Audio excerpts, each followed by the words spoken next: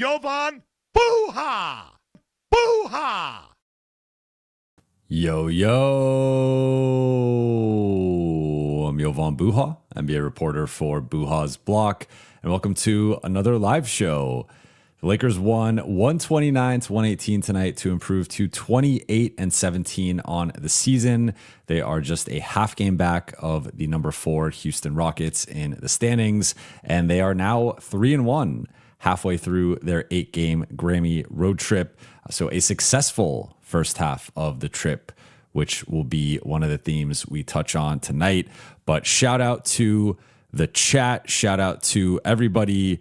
Apologies for not being there on Saturday night. I was out in Santa Barbara for my wife's birthday. We did a little group trip out there and was a little drunk checking the Lakers box scores on Saturday and saw the Lakers were up big, that they were down big, and then they ended up winning the game. So I was looking forward to watching the game on Sunday and watched it on the way back and took a bunch of notes. So we'll be touching on that for a little bit. I also spoke about it earlier today on Lakers Collective. But for our purposes right now, let's get into tonight's game against Chicago. So LA wins 129-118. Again, they improved to 28-17.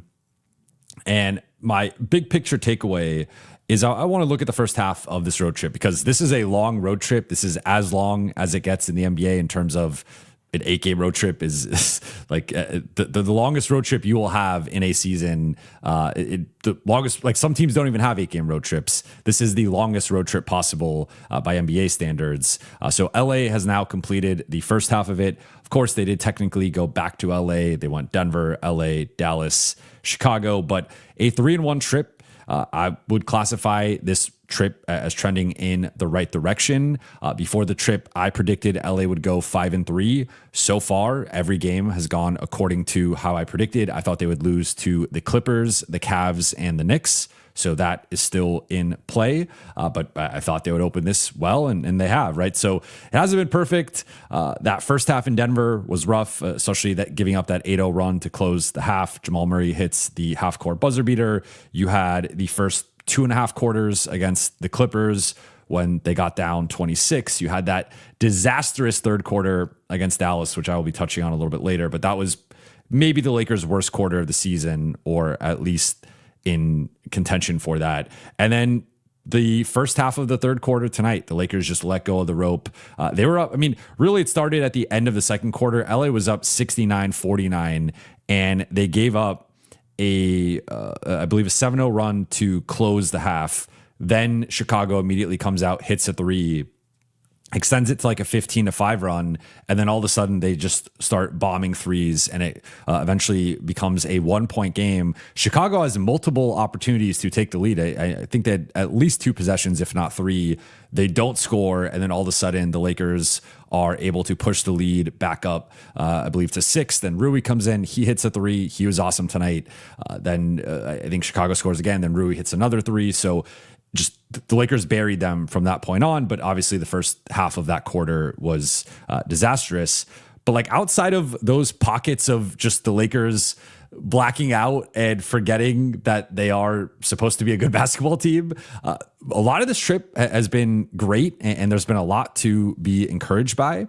I think if you look at it going into tonight, we don't have the updated numbers from NBA.com yet, but the Lakers were 6th in the NBA over their previous 4 games. So I'm technically including 6th in the NBA in defensive rating in their previous 4 games. So I'm including the Toronto game, which sort of, it led into the road trip. And they obviously got Luka back in that game, and they played pretty well defensively. 18th in offense, 12th in net rating. So I assume those numbers will all go up tonight, or coming off of tonight's game. They'll probably be 4th or 5th in defense over their last 4 games. I would assume closer to league average or even above league average offensively, and they should be top 10 in net rating. So this little pocket of the schedule, despite it certainly being challenging from just being on the road for 2 weeks, that also being a time that leads into the trade deadline, which we cannot, like with a group of players, half this roster is going to likely hit free agency next summer.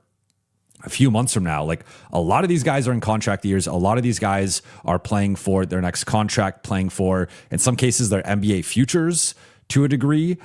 Like this is a big stretch for a lot of Lakers players. So this could be theoretically a situation where guys fracture and guys look inward and guys become more selfish or individualistic. And instead, it feels like this has been largely a rallying point for the team as a collective. But I mean, Luka has been absolutely incredible during this trip. I'm going to touch on him a little bit more in the notable performers section, but he has been, I think the shot pass decision making with him has been just awesome. Like I think he's largely making the correct decision on every single possession.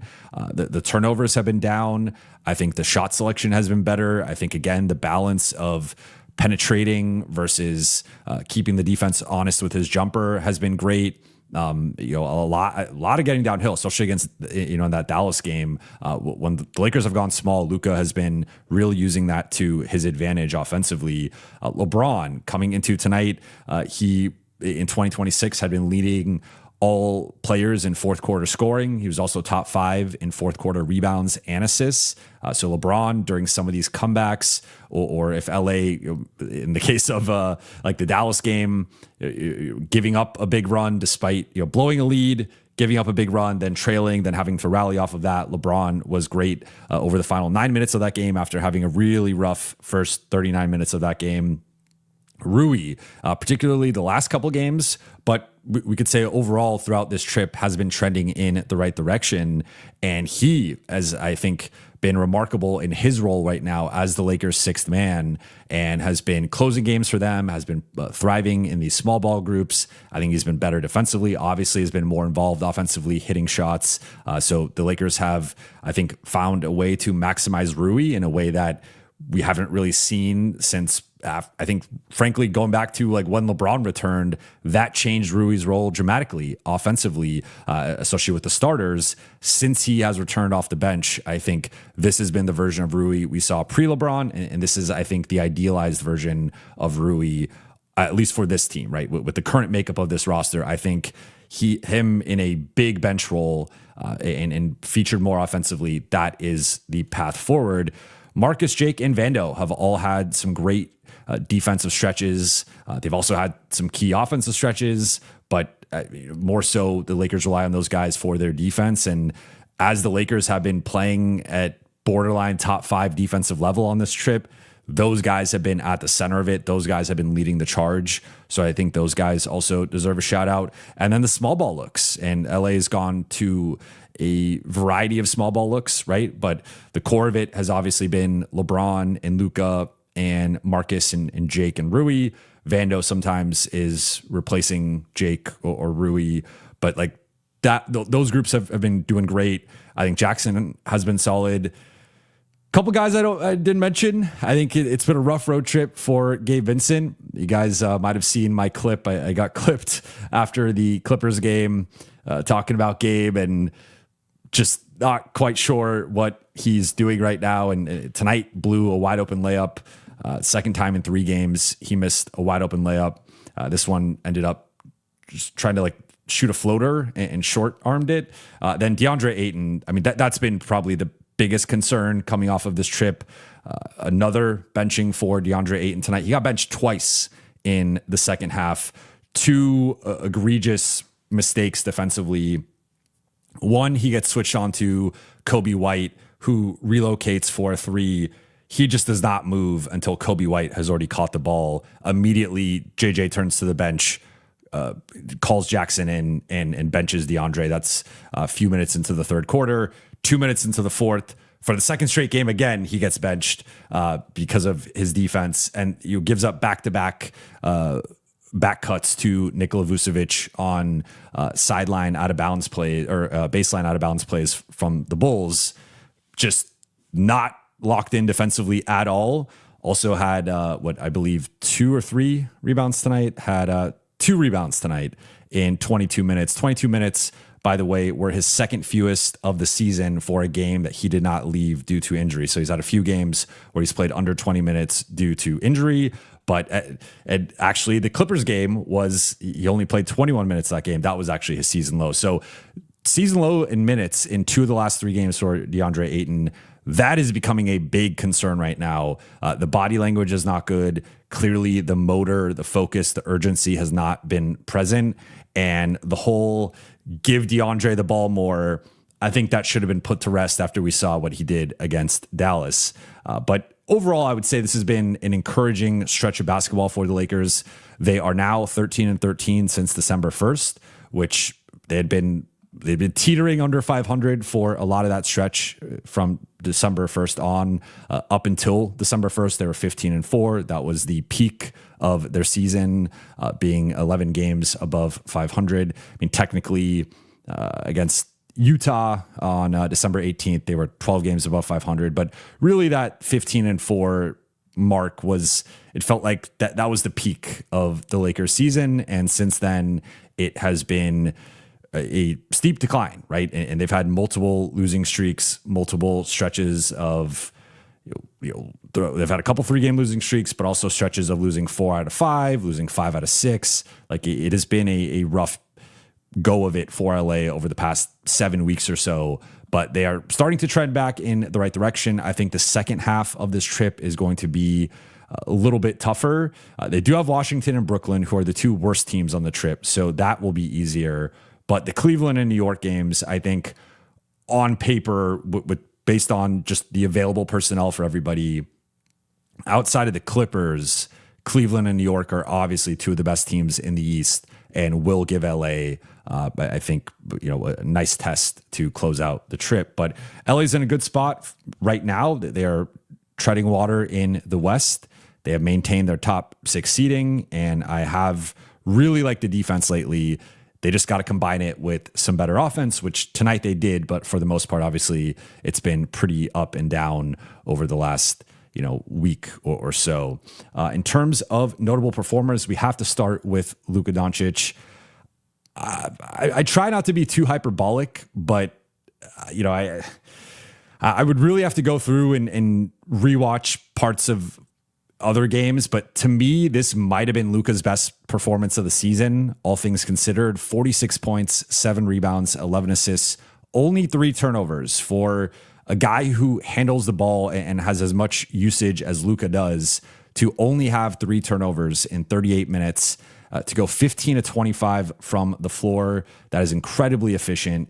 8 for 14 on threes, which means 7 for 11 on twos. That is great. 8 for 14 on threes. That is great. And I've talked about with Luka, like if he's going to take more than 10 threes, he needs to be hitting at least 4 or 5 of them. He can't have some of these performances where he's 3 for 12, 3 for 13, or even 4 for 13. Like I think he's got to be approaching 5, 6 threes if he's going to be taking the 13, 14, 15 threes. Tonight, 8 for 14. That's awesome. That is great. And he was making his threes tonight. And again, I thought the shot pass decision-making from him was spectacular. It was like they tried to target him defensively, and I thought he held up largely. He also held up really well down the stretch of the Dallas game. So I feel like he's been in a good groove on that end as well. Didn't have any steals, which typically we know he has like 1 or 2 steals pretty much every game. But outside of that, though, he nearly had a triple-double. And some of the passes he made tonight, like that one pass to Vando across the baseline, like they were throwing the kitchen sink at him and he's firing just bullets to the other side of the floor. And he had a lot of hockey assists tonight where it was he hits the guy in the wing who hits the guy in the corner. He hits the guy in the corner who kicks it back up to the wing. And so you don't get credit for that in the box score. But I would assume if we were throwing in hockey assists here, he would have at least 17, 18, 19, like total assists / hockey assists, which I think just speaks to his overall offensive impact. So again, like Luka has a lot of games to pick from in terms of his best overall performance. I think this might have just been my favorite overall performance. I mean, if we go through it, we could obviously go back to like the beginning of the season, the opening games against Golden State and Minnesota.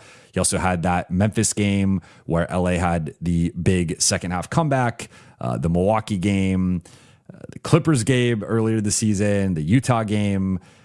Then that San Antonio game more recently, despite being so shorthanded, I thought he just lit up their defense and outside of the turnovers that game. So, I mean, there's plenty of games to pick from with Luka. Also, the Denver game more recently to begin the trip, he was great. But like this one to me, I just thought the efficiency was up there with any other performance you want to pick. Like 60% overall, 57% on threes. That was just great, right? And again, the 3 turnovers, I think for him, any game under 4 turnovers is incredibly efficient performance. So Luka was awesome. He's been awesome on this trip. The Denver game, the Clippers game, the Dallas game, nearly 4 straight triple doubles. Only got 1 triple double, but has been 11 rebounds, 8 assists against the Clippers, 8 rebounds, 11 assists against Dallas, 7 rebounds, 11 assists against Chicago. He is basically averaging like 35 plus points and a triple double during this stretch here. He has been just like best player in the world level, I would say, over these last few games. Next player we have to touch on is LeBron, who this is more a tale of 2 halves with LeBron, where he had 20 points in the first half, only ended up with 24 in the second half. I thought he got into heat check mode a little bit with some of those jumpers he was taking in the third quarter. But overall, I thought it was a good game from him. 24 points, 5 rebounds, 3 assists, 1 steal. Like the 20 points in the first half, there were some pockets in there, especially with Luka off the floor, where the Lakers were struggling and LeBron carried the offense. And I think the Lakers don't get the lead that they had at the half without LeBron having the performance he had. 9 of 19 shooting, 1 for 4 on threes, 5 for 6 at the free throw line.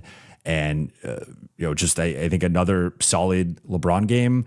He hasn't been like as great offensively on this trip, right? If we look at Denver, 19-9-8, he had that really slow start, especially in the first half in that one. 23-5-6 against the Clippers, 17-8-5 against Dallas. So after he pretty much had been looking at from January 2nd through January 15th, he had been at 26 or more in 6 of those 7 games. He had the 1 game against Sacramento where he only scored 22. Since then, he has now had 6 straight games under 26. But overall, I think LeBron has settled in as an all-star, a clear all-star level player. And right now, the number 2, I think it'll be interesting how the offensive hierarchy shifts, if at all, once Austin returns potentially as early as Wednesday.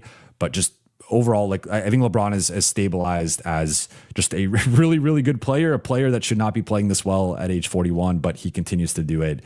And he has just these bursts of getting downhill, attacking from the post, some incredible post moves and footwork from LeBron tonight. But like he gives the Lakers that downhill force that they desperately need in their offense. Then we have to talk about Rui, and I am going to save Rui for one of my takeaways. So I do want to touch on him more there, but 23 points on 9 for 11 shooting, 4 for 5 on threes. This game, it felt like anything Rui shot was going in. He shot 82% overall, 80% on threes. But now this marks 5 straight games with double-figure field goal attempts for Rui, which he had not had a stretch like this at all this season. So this is the most involved Rui has been offensively for the Lakers. I think that is a positive sign offensively. Like Rui clearly can't, I mean, he's the Lakers' best shooter, and he, I think, is clearly a more reliable offensive threat than a Marcus Smart or Jake LaRavia or Jared Vanderbilt or Gabe Vincent. So when you look at the perimeter options around the stars, Rui is the guy you look to provide a certain level of offense. And he had not really done that consistently since returning. I mean, I would just say like had not even had a Rui level game. And then I think the last 3 games, it had been trending in the right direction, but especially the last 2, looking at the Dallas game, hitting the big shots down the stretch that he hit, closing, having some big defensive stops. Obviously had a couple big stops in the Clippers game during the comeback. And then tonight, I think fit in exactly what the Lakers needed offensively. they've been struggling. Like we've talked about it on here. They've been struggling to get guys to consistently score outside of Luka and LeBron. Rui is becoming that guy that they can rely on and should be that guy that they can rely on. But it also means like the Lakers have to involve him offensively, which I think they've done a better job with. So Rui has been great and was great tonight.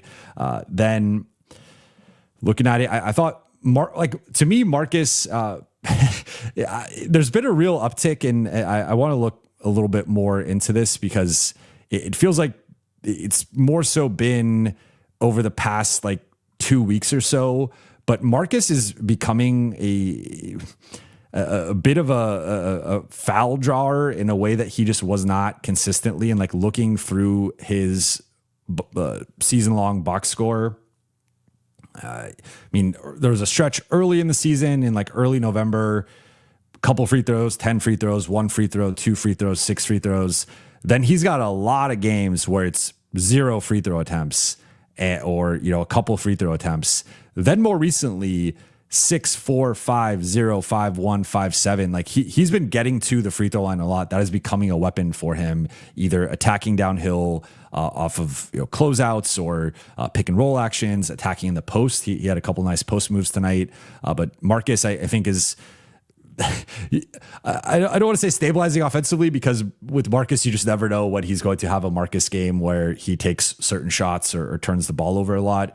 But I think he has been slightly more efficient offensively, especially with the foul drawing. The turnovers have been better lately. If you look at, again, kind of around the same point, the turnovers have been in decline. But he's also starting to, I feel like, be a slightly more reliable catch and shoot threat, hitting 1 to 2 threes pretty much every game, whereas earlier in the season that had been very up and down of 3 or 4 threes versus 0 threes, and like it was just pretty much an every other game thing. Marcus has been playing more steady, I would say, offensively, but I don't want to like. We know what we're getting with Marcus for better or for worse, but I think a lot of like him just setting the tone as the point of attack defender and the switchability and the steals, the deflections, Marcus has been awesome on that side of the floor. Jake LaRavia, 8 points, 5 rebounds, 4 assists, 3 steals, continues to like, I think has a really nice knack for people forget how long his wingspan is. So like there's a lot of plays with Jake, like obviously off the ball, he can play the passing lanes and get deflections and whatnot. But there was a couple times tonight where he was just kind of like arms not ready to pounce, but like kind of by his side. And someone would try to throw an entry pass over him, and he just sticks his arm up and steals the ball, taps the ball. So like Jake, I think is the defensive activity with him has been awesome. Hit a couple threes tonight. DA, we will touch on him.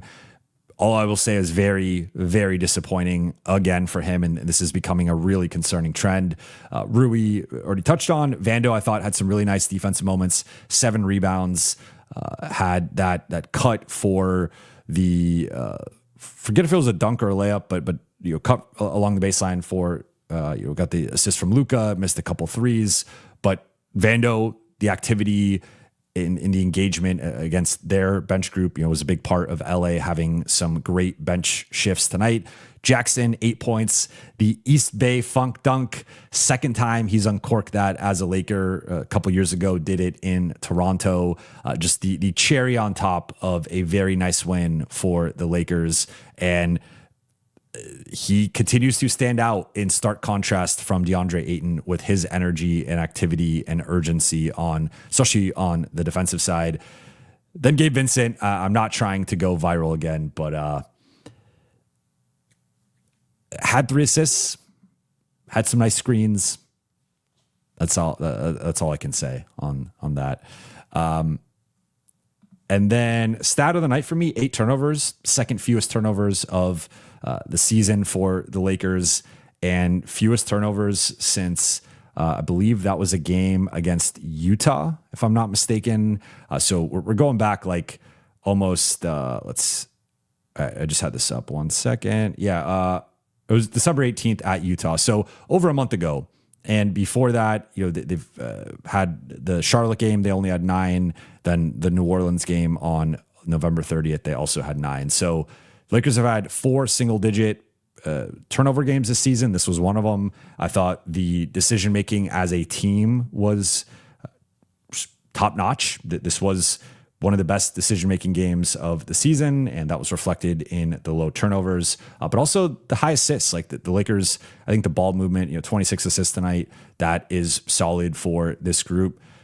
Shot 56% overall, 48% on threes, including hitting 16 threes, got to the free throw line 29 times. Just a really, a solid offensive performance from LA. I believe they had a 130 offensive rating, which obviously is great. Then in terms of my three takeaways, going to rattle through these and then get into a couple thoughts from the Dallas game, then get into the Q&A. Takeaway number one is Rui Hachimura ... Sixth man of the year ? And I think Rui's not going to win sixth man of the year just because he started up to this point in the season a majority of his games, and the portion of the season that he'd be coming off the bench, it might not end up being even more than the games he started. It depends how the rest of the season goes and how healthy he is and all that stuff. That there's a lot of factors that would go into that. But Rui, I would say, especially these last two games, has just been remarkable. And I think looking at the Dallas game, he had a couple stretches there where the Lakers, like offensively, things were gumming up a bit. Rui hit some big shots in big moments in the first half to help LA keep some breathing room there. Obviously, in the fourth quarter, gets the 4-point play, and then the three. Also had a big block, had another big contest. I thought was like he can sometimes be really good as the low man. He could sometimes struggle as the low man. That was one of his best low man performances of the season against Dallas. And then tonight, again, as I said earlier, like it felt like everything he was shooting was going to go in. 23 points on only 11 shots, 9 for 11. I mean, that's about as efficient as it gets realistically. 4 for 5 on threes, attacking on those 1 to 2 dribble mid-range pull-ups. JJ joked after the game that they have been running more things for Rui, that part of it sort of pains him sometimes because Rui loves those mid-range pull-up jumpers, but he said he's so efficient on those that JJ's just learned to live with it. And it's like, he's like, if I'm drawing up a play for a shooter, some sort of off-ball action, I ideally want them taking a three. But with Rui, he is so great at those shots that JJ is okay with him taking them, as he should be, because Rui is so great at those shots. I mean, honestly, I feel like it's close between the 3-point shooting and the mid-range pull-ups in terms of what I have more confidence in. Like, for as great of a shooter as Rui is, he's also a great mid-range shooter and really gets into a nice rhythm with those 1 to 2 dribble pull-ups. So I mean, it's neck and neck, in my opinion, in terms of Rui's greatest skill offensively, and that's a great thing because the Lakers need both of those things. But 2 rebounds, 1 assist, 1 steal, 1 block. I think the defensive engagement, that was something that JJ commented on post game, that he feels like the last couple of games have been 2 of Rui's better games defensively, and I think I would agree with that. He, I think, has done well in the small ball looks. And that goes back to last season when, I mean, depending on the matchup, sometimes he's the 5, sometimes he's the 4, sometimes he's the 3. The Lakers have that flexibility depending on which players are out there. But I think he's like, one thing I think with Rui, and I've talked about this with LeBron as well, like when he is in a high energy lineup in like when he's out there with the Banshees and those guys are rotating and playing with a certain level of urgency, I think Rui matches that. And I think sometimes he needs that. I think sometimes LeBron needs that. I think sometimes Luka needs that. And that has been part of my argument for him coming off of the bench, is because I think that starting group, and I think we're seeing it now with Ayton really struggling with this, but like there's not a lot of like self-starters in that starting group in terms of bringing the energy, bringing the force, bringing the physicality. Those guys can sometimes be a little bit passive in that regard and sort of go through the motions a little bit. And that's where starting with Marcus, starting with Jake, I think brings a certain tone to the starting group. And then you bring in more guys to replace the stars, and you just try to find the right balance there. But I think this has been I felt like this should have been the vision for Rui from day one. It was not, but I think it was only a matter of time until we got here. And I think that the biggest thing, in my opinion, has been Rui embracing this role and embracing the shift. He had an interview with The Athletic after the Dallas game where he talked about like he's okay with coming off the bench the rest of the way. And that had not been the case. I mean, he was asked about it on media day, and he once again reiterated, sort of, paraphrasing there, but like reiterated in a preference to start. He also brought up back then that even if he doesn't start, then it depends how much he's playing and if he's closing games. And like he did say a similar line to The Athletic, but I think Rui deserves a lot of credit for accepting, like it could have been a temporary thing, him coming off the bench, minutes restriction, and then LA easing him back into the lineup. JJ came out and said earlier on the trip, this is the starting lineup moving forward until Austin returns, which to me indicates what I've thought all along, which was that, or not all along, but I would say since Rui came back, that the fact that they didn't put him back in the starting group, it sort of shifted it to me that like they're probably going to keep him off the bench and just start, I think, Marcus, and then bring in Austin for Jake and go with the lineup that we have talked about all season. That should probably be the starting group, but we'll see. I mean, look, Rui's playing great right now. I think you could look at that one of two ways. You could look at maybe he's making the push to get back into the starting lineup, or that this is even more of a case for him to come off the bench, because I do think the usage is not going to be the same if he's out there with the starting group. I think that's undeniable. Like in some of these groups that he's out there with, he's the number 2 option. That's just not happening with the starting group. So I think this has been a sort of like, I think what should have happened earlier in the season. And that's obviously not on Rui, that is on the coaching staff for how they used him or their vision for what the team could be. But I think having more of an offensive threat with the bench group has unlocked parts of Rui's game that we just haven't seen consistently because of him being marginalized in that starting group and being, I would say, pretty consistently the 5th option, not even the 4th option, more of the 5th option with those players, because it's the big 3 first and foremost, and then it's DA/Jackson as the lob threat screener, and then it's been Rui. So I think Rui deserves a lot of credit. I think he's been playing great. Like the last couple games have been great. He's been trending in the right direction. And if the Lakers can get this version of him moving forward, and of course he's not going to drop 23 every night. He's not going to shoot 82% every night. But if he plays like this defensively and he can still be that 40+% 3-point shooter and still be that 55-60% mid-range shooter, I mean, that's a very, very valuable player. He's been buying in defensively and playing hard. Like that's just a very valuable piece that I think could help the Lakers make some noise in the second half of the season. Takeaway number 2, this is what I don't really want to touch on because we've touched on it so much already, but I think we're hitting a dangerous place with DeAndre Ayton. I would say I'm probably at DEFCON 3. I might be approaching DEFCON 2. Not quite at DEFCON 2 yet, I think. But we're getting there. We are quickly getting to DEFCON 2. And it's now on the road trip. 15 minutes against Denver. Okay, he gets poked in the eye. 21 minutes against the Clippers. 24 against Dallas. 22 against Chicago. 4 straight games, single digits. Only one of those games, double-figure rebounds. 0 steals on the trip. 2 blocks on the trip. 0 assists on the trip. 2 turnovers to 0 assists on the trip. Just not playing with any force or joy. Just sort of looks like he's going through the motions. And I don't think he's going to play like this the rest of the season. I would be pretty stunned if this is how it goes. I know, like, when you're in the middle of rock bottom, it could feel like rock bottom is going to be permanent. I don't think that's the case. But the floor that he is displaying is even low. Like, this is not the first time we've talked about his floor. This is not the first time we've talked about he had those disappointing performances against Houston and Detroit. that I would say like mid to late December stretch was pretty rough for him. Then the Lakers played some easier teams. They got him a little bit more involved. He had that stretch against Memphis and New Orleans in back-to-back games. He obviously had the Toronto game not too long ago.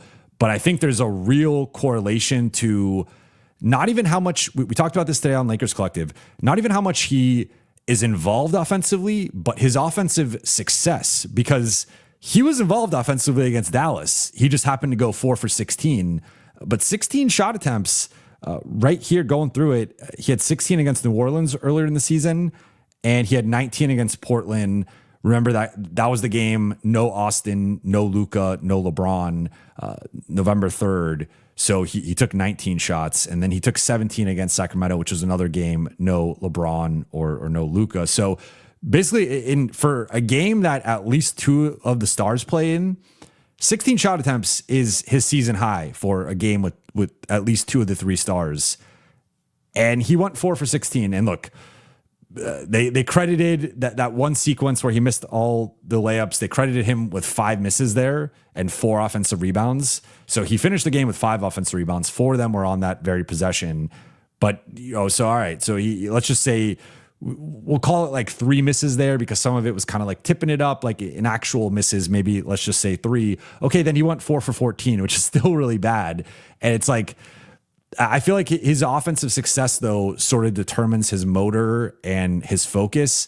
And that is a problem because, again, it's not even just like we're giving you the touches and we're involving you. It's like you have to get the touches and be involved and score and feel like you're doing something to then try in the other areas. So tonight, I thought like JJ's showing clearly he's on like a 1 strike basis right now where he makes a mistake and he's getting pulled. And for a player with his disposition, I do have some concern about like, how is he going to respond to that? Because obviously, I think a month ago when the Lakers are talking about some of these things, they're sort of handling it with kid gloves. And it was, well, we need to involve him more. We need to do more for him. He needs the ball to try. But like, we're past that point. That can't be. You cannot try based on your offensive involvement. If that is how you're going to play, this was the wrong team to sign up for. This was the wrong role to sign up for, because at no point in the process of agreeing to this was it, well, this guy's going to be like a 20 and 12 shooting 15 times a game. That was never part of the job description. The job description was screen, roll, dive, offensive rebound, finish, protect the rim, potentially switch out a little bit if the Lakers are going to more switching schemes. Like that was the role.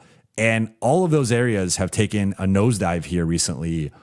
And it's just, I don't know. So again, I don't think this is going to be the new normal. I think he will bounce back to a degree.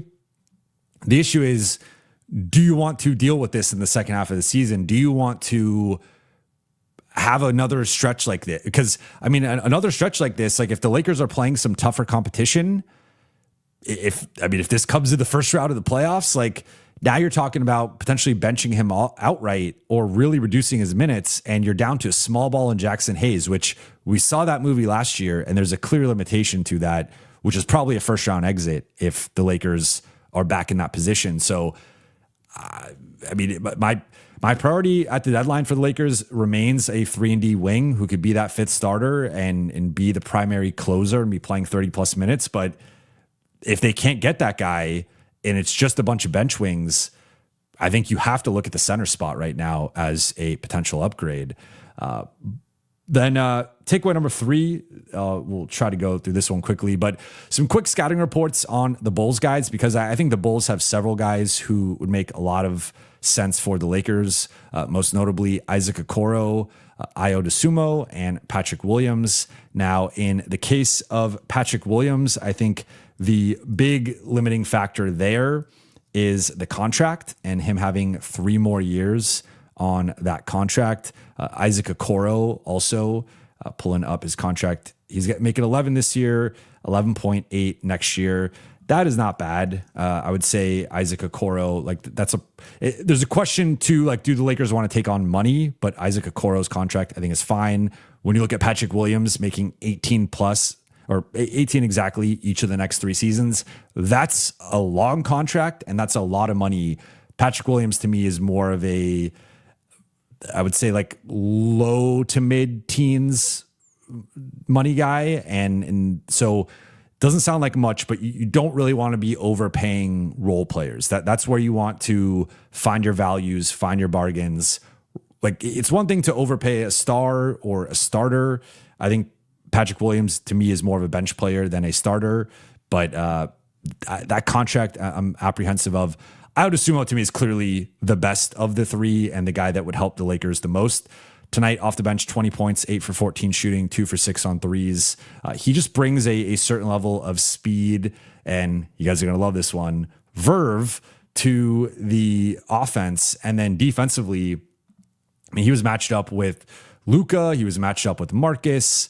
He was matched up with Jake. Like he could defend. Now, I do think he's listed at 6'4", 200. I think he is on the smaller side and he's more of a backcourt defender than a wing defender. So I ideally would want that 5th starter position to be able to scale up a little bit better than Io. But just the passing, the speed, the offensive IQ, and then to say nothing of the defense. Like defensively, I think he can hang with the speedsters. And that is a look that, like, even we saw it tonight with Io, we saw it tonight with Kobe White, we saw it tonight to a degree with Manas Buzelis and Josh Giddey. Like the Lakers really struggle when you have a certain amount of speed and athleticism. Even their best defenders, like Jared Vanderbilt got blown by several times by Brandon Williams in the Dallas game. Marcus can get blown by anyone who's quick. Jake can clearly get blown by anybody who's quick. Like that remains arguably LA's biggest defensive deficiency, is like they just cannot guard quick players. They do not have the athletes. They do not have the foot speed to check quick players, quick athletic ball handlers. Io is a quick athletic ball handler, which would, I mean, Lakers don't have a lot of that offensively either. Austin's probably the closest thing. Io would give them that offensively and also give them that defensively, which I really like. Now, as for the price, they want a 1st round pick plus. It's borderline for me. Like I would consider a 1st for him. I do feel like it's a little high and would not want to give up the 1st. But if the Lakers gave up the 1st for him, I don't think I wouldn't have like a big objection against it. Patrick Williams and Isaac Okoro, I think, are a little bit trickier because they both have. So Io obviously is going to be a free agent this summer. With Okoro and Patrick Williams, they both have multiple. Williams has 3 years. Okoro has the 1. I like Okoro more than Patrick Williams. I think Okoro tonight, 5 assists. I think he's really grown as a ball handler and second side decision maker, and like just attacking closeouts, making decisions. He had that nice pocket pass to Buzelis, cutting, like drove, hit him in between a couple Lakers defenders, and had a nice dunk. So I think Okoro, like a low usage offensive player, he's a little bit on the smaller, like again, when we're talking through some of these guys, none of them are going to be perfect. If they were perfect, they would probably not be available for the price the Lakers are trying to get them for. I just don't know with Okoro, like, I mean, maybe are you like, is Gabe in a 2nd round pick really moving the needle enough for Chicago of getting off of that money and like getting a Lakers 2nd? I don't really think so. Patrick Williams, I think would be the most gettable just because of the remaining years, and you could get that contract off Chicago's books, but I don't think the Lakers would want to take on that 18 plus million. I keep saying 18 million over each of the next 3 years. I mean, tonight did not have a good game, had a couple of nice drives and hit a 3. But I think defensively, he's the least athletic and mobile and quick of those 3 players. I think Io and Okoro hit some of the speed and athleticism that the Lakers need. Okoro is just a bit limited offensively, and with the extra money, like more so as a scorer than, but again, could do a little bit of everything there. Also not the best rebounder. So I just think he's a little bit too small for what I would want ideally from that position. So is Io, but Io is so, I think, good in other areas in terms of the speed he plays with, the downhill ability, the finishing, the passing, also the shooting. He just brings so much offensively, and then also is a speedster on the defensive end that I think LA could use. So I would rank these in terms of trade targets: IO 1, a bit of a gap; Okoro 2, a bit of a gap again; Patrick Williams 3. Now, in terms of who's the most realistic, I think it's the inverse of Patrick Williams 1, Okoro 2, IO 3. But again, I don't see why the Lakers would want to take on that Patrick Williams contract. And then fourth and final thing before we get into the Q&A. Now, I just want to breeze through some of my positives and negatives from the Dallas game. I would say the overall impression. So LA wins 116-110. They have the double-digit lead. They blow it. They go down double digits. They come back. I'm rewatching the game. They're down like, I think 12 or something with like 7 minutes left. And I'm like, how do the Lakers win this game? Like, they're not in a rhythm right now. They are not playing well. How do they come back and win this game? I believe it was like 101-89 at that point. But they played some great defense down the stretch. I think outside of that third quarter, which was just, as I said earlier, a complete disaster, they played some great defense for 3 of the 4 quarters, pretty much. The small ball, obviously closing, going small. I thought Rui, Marcus, Jake, Vando, they all had their role in that, more so Rui, Marcus, and Jake. And we talked about Rui's contributions, but I thought Marcus, the offensive rebounding, he had 4 offensive rebounds. He had some big baskets, some big free throws. Jake also had a big verticality stop and hit that 3 to make it. It was 102-94, hits a 3 to make it 102-97. Luka, of course, had a great game and continues to just rip the hearts out of the Mavs. The role players overall, I thought most of them played well outside of DA and Gabe. And then LeBron over the final 9 minutes. As aforementioned, LeBron did not play well for the first 39 minutes of that game, I think on either end, but then really locked in and had, I thought, a great fourth quarter. Negatives for me, DA going 4 for 16. And really the thing I mentioned on Lakers Collective, but hadn't mentioned earlier, it was that stretch of, I guess, technically 5 straight misses, which is just a wild statement. Misses 5 layups / tip-ins, drops his head, and starts walking backwards as the Mavericks are getting into early offense / transition. LeBron also doesn't get back. So this was like midway through the second quarter, I believe, or like relatively early into the second quarter. LeBron does not get back either. And Dallas has a 5-on-3 opportunity in early offense. And the Lakers are in scramble mode. The 3 guys who are back, I forget who rotates out. I want to say it was Rui, but I don't quite remember.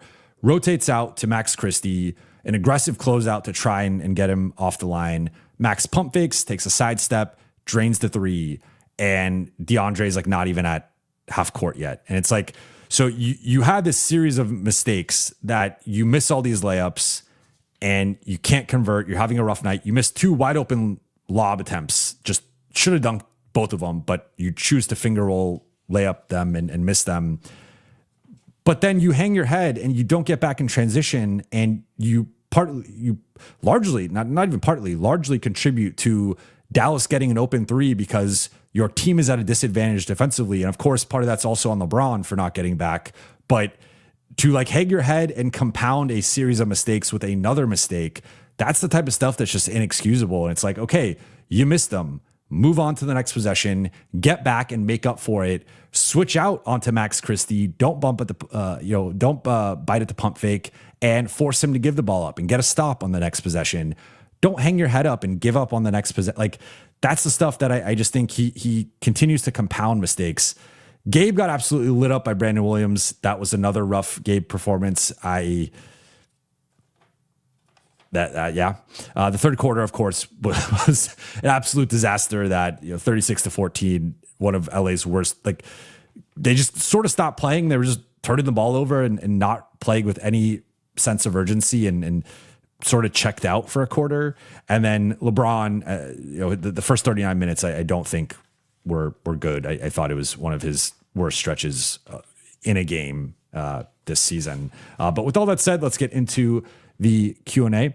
Actually, quick thing before we get into the Q&A, I do have to give a word to our sponsor, Fanatics Live, for sponsoring tonight's show. After a quick 1-minute break, I will be right back. Shout out to Fanatics Live. Like many of you, I grew up collecting basketball cards and Pokemon cards. And so when I had the opportunity to partner with Fanatics Live and rip some cards live for you guys, I cannot think of a more fun and nostalgic activity. Fanatics Live is an awesome way to get in on the fun of ripping sports cards. It's an app where fans buy and rip cards together 24/7 with live on-screen hosts guiding the action. Let's go. All right, Jovan. Show it to me. Come on. Okay. Okay. Take another player from Dallas. There you go. First NBA rip, and I land a Cooper Flag card. New users can get a free instant rips pack with a graded card to try it out. Use the link in the description to download the app and join your first stream to get your pack. Thank you to Fanatics Live for sponsoring this video. All right. I am back. Also, I don't know if you guys have noticed this yet, but I do have a new sign behind me. We got a Buha's Block logo. Trying to figure out because when I do it a little bit lower, I was testing this before the stream. That's why I was a little bit behind, but it does these lines on the screen. But for now, I'm doing it with the light off, but trying to upgrade the set. Trying to upgrade the office. I have more space now, so got that sign from my wife. So shout out to Helena. But let's get into the Q&A here. First one from an NBA enjoyer. Thank you for the super chat. Claxton is my preferred target, especially because DA could walk. Bro, Jackson on a min is officially a bargain. Completely different player than 2 years ago. I'm leaning in the Claxton direction depending on the price. I think we talked about it today on Lakers Collective. My preference would be to not give up Rui, and I don't think you have to give up Rui in that trade. So if it's just Gabe and Maxi and a first or protected first, especially if it's a protected first, I would do that in a heartbeat. If it's a first, you got to weigh the options of what you think is potentially out there. Now, I think if Claxton was, let's just say, alternate universe, Claxton is a free agent, I think with the Lakers' projected cap space and who is realistically out there and potentially available, I think Claxton would be pretty high up on that list of guys you would want to sign. So I'm more okay with that because it's almost doing a form of pre-agency and trading for a player that, you know, he has a couple more years left. So it's not like you could sign him this summer. But my larger point is just the free agent list is not as great as some would have you believe. And I've also talked about the Lakers like only technically having 3 picks for 16 hours. They don't even have 3 picks for a full day. So this whole narrative that like if they don't make a move or make a small move, the narrative you're going to hear from the front office is going to be, well, we've got 3 picks this summer and we can make a big move with that. Well, they have 3 picks for 16 hours. So not saying they can't pull off a big move in 16 hours. It's certainly possible, but I feel like the framing that they're trying to push is, well, from the moment July 1st hits until training camp, we have 3 months to use these 3 picks. And it's like, not so fast. They get access to the 3rd pick on draft day 2026. The same day, they also have to draft someone with that 2026 pick. So the narrative of 3 picks is, in my opinion, a little bit of a stretch, I will say, because it's not like July 17th, Giannis asks out and the Lakers could then come with the motherload of Austin Reeves, or, Austin's probably not at that point either re-signed or whatever, so he can't be traded. But like, you get my point of if Giannis asks out, even on July 1st, they do not have the 3rd pick then. They have 2 picks. So if you wanted to do a sign and trade with Austin or you wanted to even take him into the cap space, you don't have 3 picks to offer Milwaukee. So that's my thing about the offseason and the picks. But to that point, I do like Claxton as a potential option because of that, because I don't think there are a lot of great options currently for LA in free agency. I'll be honest, DA can maybe walk because he's not happy with his role, or maybe it shifts toward him just permanently being like a 20 to 24 minute a night guy. Maybe it even shifts to at some point Jackson starting over him.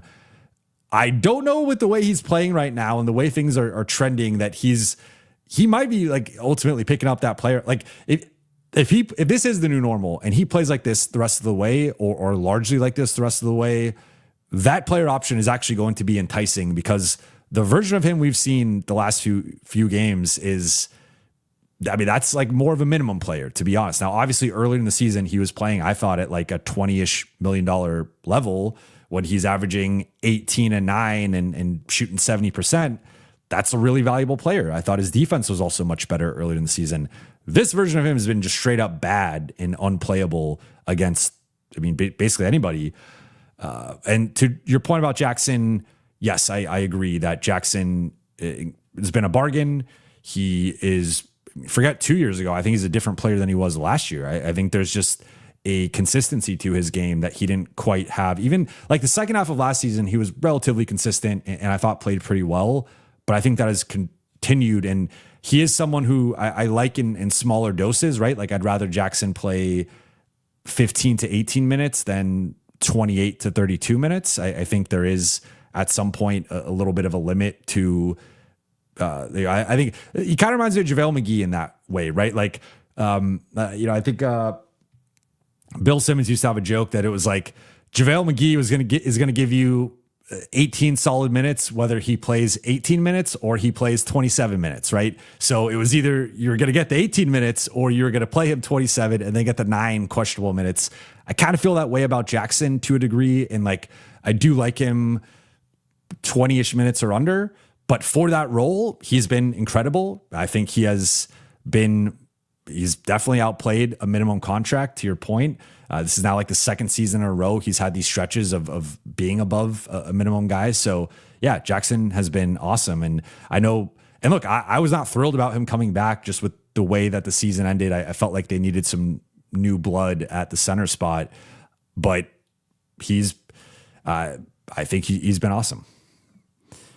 Nala, thank you for the super chat. Much better D when DA is off and we lean into switching, trapping, and faster rotations. This was the formula last year when we went on the defensive run. Appreciate the tactical question as always, Nala. And I agree. Like, I mean, if we go through, right, like let's go through the road trip here quickly. What happened in the second half of the Denver game? DA gets poked in the eye at the end of the first half, does not return for the second half. What happens over the final quarter and a half of the Clippers game? DA gets benched. He just gets straight up benched, doesn't play the final 19 minutes of that game. Third quarter of the Dallas game, he was out there for a lot of that quarter. What happens over the final 10 minutes? I think it was like 9:38 or something of that game. They go with Jackson and small ball, and they end up closing that game out and completing the comeback. And then tonight, he gets benched twice in the third and fourth quarter for defensive mistakes. They immediately go on runs after that. So yeah, I don't just like, I mean, that's where I think the term unplayable is harsh, but when you see how much better they are defensively with him on with him off versus on, that's where it's just like, he's not playing well and they're also defending much worse with him on the floor.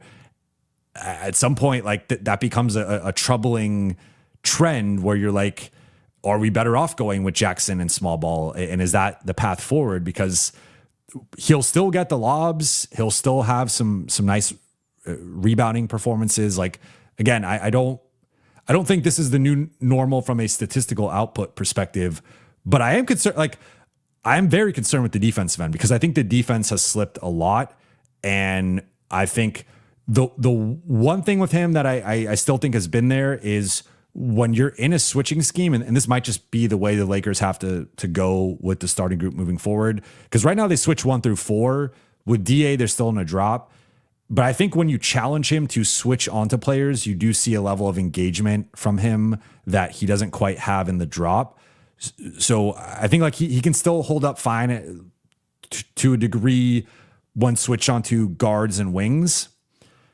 I think the bigger concern is more when he's in drop and teams challenge him off the dribble. He will occasionally get the block or have some nice challenges, but he's also getting scored on a ton, or he's picking up fouls. I think sometimes his stance and the way that he opens up his hips a little bit too much invites dribble penetration, makes it harder for him to recover. So to this point, I agree. There's been a clear, I think the Lakers are losing the starting minutes right now in large part due to his presence right now and just lack of presence on both sides of the ball. Like, they've looked much better either with Rui in there or with Jackson in there or with Vando in there. Some combination of that.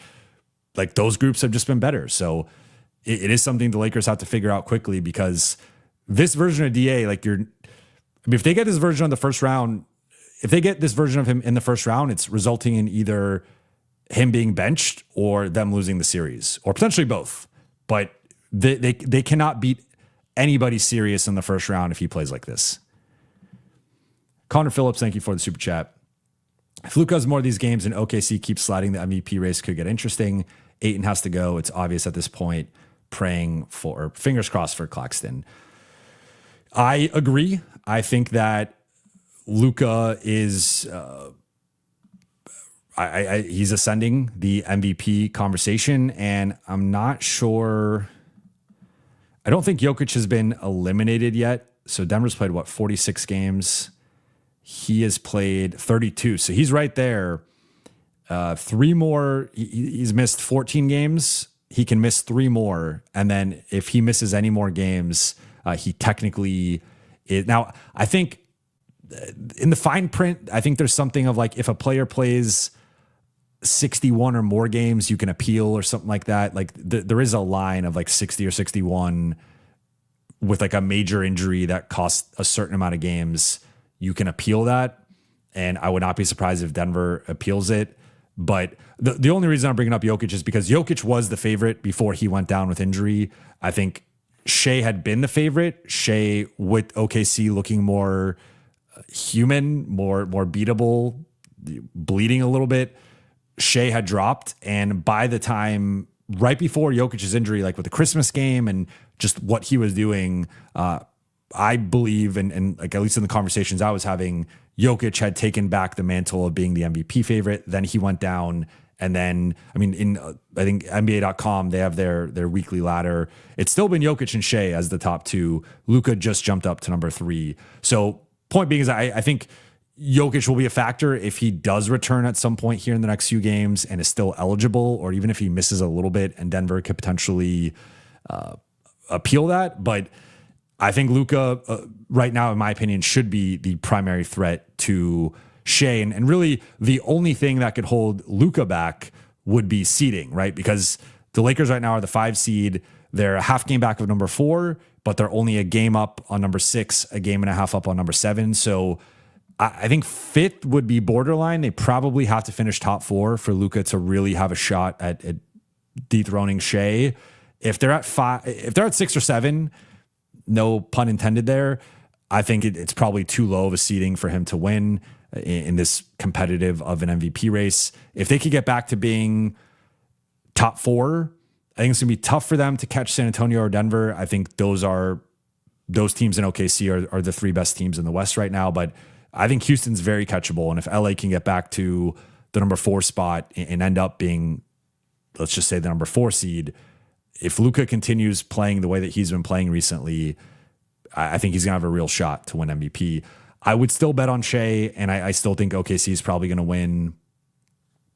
I mean, they're at least winning 62 games, I think, on the low side, but somewhere probably in the low to mid 60s. So, I mean, unless they really fall off in a serious way, I think Shea's probably winning again, but I would say Luka's the biggest challenger right now. Jay Spares, thank you for the super chat. Rui off the bench is so good for him and the team. Side note, do we think often injured 32-year-old Giannis is the move, assuming it's even doable? I don't know, man. Well, I don't think it's the move right now, because I don't think the Lakers, unless I've made this point on Giannis before, unless he explicitly states that he wants to go to the Lakers, I don't think the Lakers, among the theoretical contenders, I mean, the best they can offer right now is Austin and a first. and multiple pick swaps and a second and like Dalton and Adu if they want to. I mean, they got a salary match, obviously. It gets tricky to salary match with the gap between Austin and Giannis. And then it's just like, I don't really see it being feasible this trade deadline. In the offseason, it is possible, but as I mentioned, the Lakers technically only have the 3 picks on draft day for about 16 hours or so, depending on when exactly they make their pick. Now, they could draft on behalf of Milwaukee and maybe going into free agency, have a sign and trade in place, sending out Austin with 2 picks, 20, 31, and 33, plus the 2026 pick, plus whatever else they need to make it work. That is possible. But I think for the Lakers to outbid some of the teams that could be in the mix, I think it would have to be Giannis, them either being on the short list of teams and LA having the best package, or Giannis just explicitly saying, I want to go to the Lakers. I want to play with Luka. I want to be in LA. I think if one of those 2 things does not happen, if it's just an open field and like let the best offer win, I think the Lakers they can make a competitive offer. I just think there's a few teams that could rather easily outbid them with a combination of young players on rookie contracts, giving Milwaukee some level of control, plus multiple picks, and the Lakers just can't really compete with that. And you remember with Austin, if it's a sign and trade, Austin has to sign off on that. And I don't like Austin wants to win. Austin wants to be competitive. I think if he were to leave the Lakers, it would be to another situation where he could compete and be on a playoff team and maybe even be on a contender. Going to Milwaukee and just putting up, all right, Austin's going to put up 37, 36 and 8, right? Like 30.6 rebounds, 8 assists. He's going to be the man, be the number 1 option. Okay, but like that's a play-in team at best or a lottery team. That's not a good team. So like I don't see why Austin would want to do that. So that's the big hurdle there. Otherwise, now you're just saying, would they take like 3 picks and just trade Giannis into space, which maybe they would do that, but I don't know, that it feels like they could get more for him. So I don't even know how doable Giannis really is, unless again, he puts pressure on Milwaukee to trade him to the Lakers. And then if that's the move, I mean, I think figuring out a Luka Giannis 2-man game is a pretty good problem to have. Of course, there could be a path to maybe keeping Austin and having Austin, Luka, and Giannis. Now you basically have no money or flexibility for anything else, but that's I think a great big 3. And Giannis covers for a lot of what Austin and Luka are deficient in. But yeah, I mean, the calf stuff is real with him, where he's now had multiple calf injuries to the point that he's hitting an age where guys tend to drop off a bit physically. Those types of injuries can catch up to a player, and having the scare earlier in the season than now having this stretch where he's potentially, self-diagnosed, going to miss 4 to 6 weeks. Like, it's not great. It's not great. And I do think that likely, unless Milwaukee just decides to pull the plug randomly and does like a Luka style, a Dallas style move of just trading him in the middle of the night, I think he's staying in Milwaukee at least through until the summer. Ben Benjamin, thank you for the super chat. I think the target should be Claxton, said Maxi plus DA plus first for Claxton plus second. Flip that second for Gabe, with Gabe for Sadiq, and then LA's second plus DK for Ellis. Order matters for salaries to work. I like this. I like this train of thought here, and there's a way to get Claxton, Sadiq, and Ellis. Sign me up. I'm on board with that. I wonder how Brooklyn would feel about DA's potential player option. And just, I think they'd probably prefer Gabe here instead of DA. Or, I think that would be the preference, and just to lock in the expiring salary. So that's a factor you potentially have to navigate. The second one, Brooklyn, there's also the factor of like, why is Brooklyn throwing in a second? And also, what is the quality of the second here? I think now, I'm not saying that this is how the trade would go down, but I think the ideal version for Brooklyn would probably be Maxi, Gabe, a first, and maybe even a Dew or Dalton for just Claxton, no second. So the fact that you're putting in DA, which carries some risk of him picking up his player option next year and that being on the books for Brooklyn, plus giving up a second, I think Brooklyn would probably push back a little bit on the framing of this trade. Then flipping that second depends on the quality of the second, because I don't think Gabe and a second is enough for Sadiq. I think it would have to be a really good second that's projected to be at least top 40, if not top 35. So a Brooklyn second could qualify, but it depends on which second and how soon of a pick that is. I don't know Brooklyn's second round situation off the top of my head. And then LA, the LA second plus DK, I think that's one that, so I believe it is LA's 2031 second, if I'm not mistaken. So I guess, are you betting against LA in the next 5 to 6 years where they're going to be at? Potentially. I mean, that could be a reasonable bet on Sacramento's side. I just think for a team asking for a first to then give him up for just a second plus Dalton, who does not have a lot of value, and just it's kind of hard to sell. I think the Lakers fan base is obviously aware of Dalton's struggles, but I also think it's permeated to other fan bases. And I think Sacramento fans would be pretty disappointed. Now, the Sacramento front office does a lot of things that Sacramento Kings are disappointed in. So I'm not saying they would not do that, but I don't think you could reasonably turn around to your fan base and be like, well, we got a 2031 Lakers second plus Dalton Connect for Keon. I don't think Kings fans are going to go for that. So in order of what I think is realistic, I actually think these are descending in how realistic they are. I think the first one is the most realistic, but probably some jostling with DA versus Gabe, and then why Brooklyn's giving up the second. The second one, I'm a little bit, it really depends on the quality of that second. And then the third one, I just have a hard time seeing. I think if you're LA, you have to find a way. You probably don't do the I think more realistic would be, let's just say you somehow did the first trade. It would actually be using that second with Dalton to get Ellis, or to do that for Bay. But I think it's tough to get both. I don't think you're just adding some of these guys plus a second and getting guys. I think you have to add more. DS. Oh, man. Is it the edible, or was Rui pretty good on defense? It is not the edible. I would love to know what flavor and what strand we're talking about here. But no, Rui was pretty good on defense tonight, and I think has been pretty good on defense the last couple of games. So again, a major shout out and kudos to Rui for buying into his role and thriving in it and playing. I think you could put the last couple games up with any games he's played this season, period. Right? I think he's been that good the last couple of games. Just awesome stuff from Rui, and I hope you enjoy your high. Nala, thank you for the super chat. Also love Clax Hayes combo, but in this case, DA would be a solid third big. He has no leverage to complain. It'd actually be preferred if he opts out.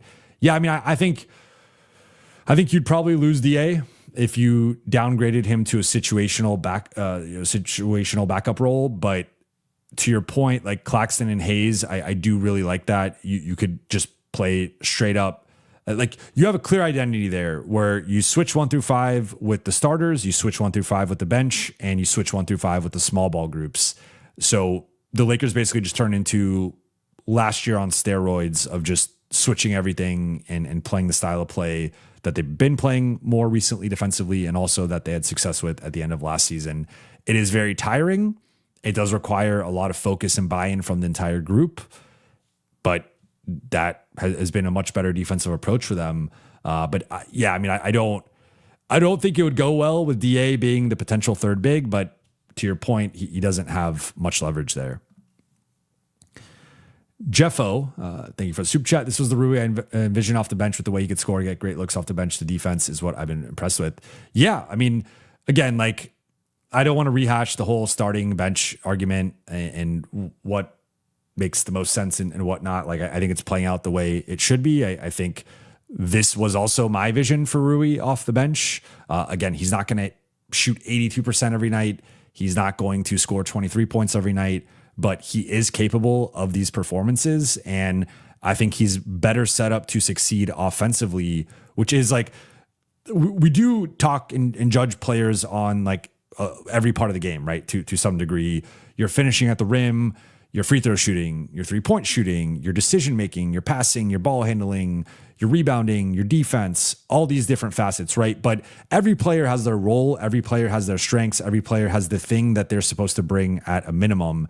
And with Rui, clearly it is the catch and shoot, spot up 3-point shooting that he is the best on the team at.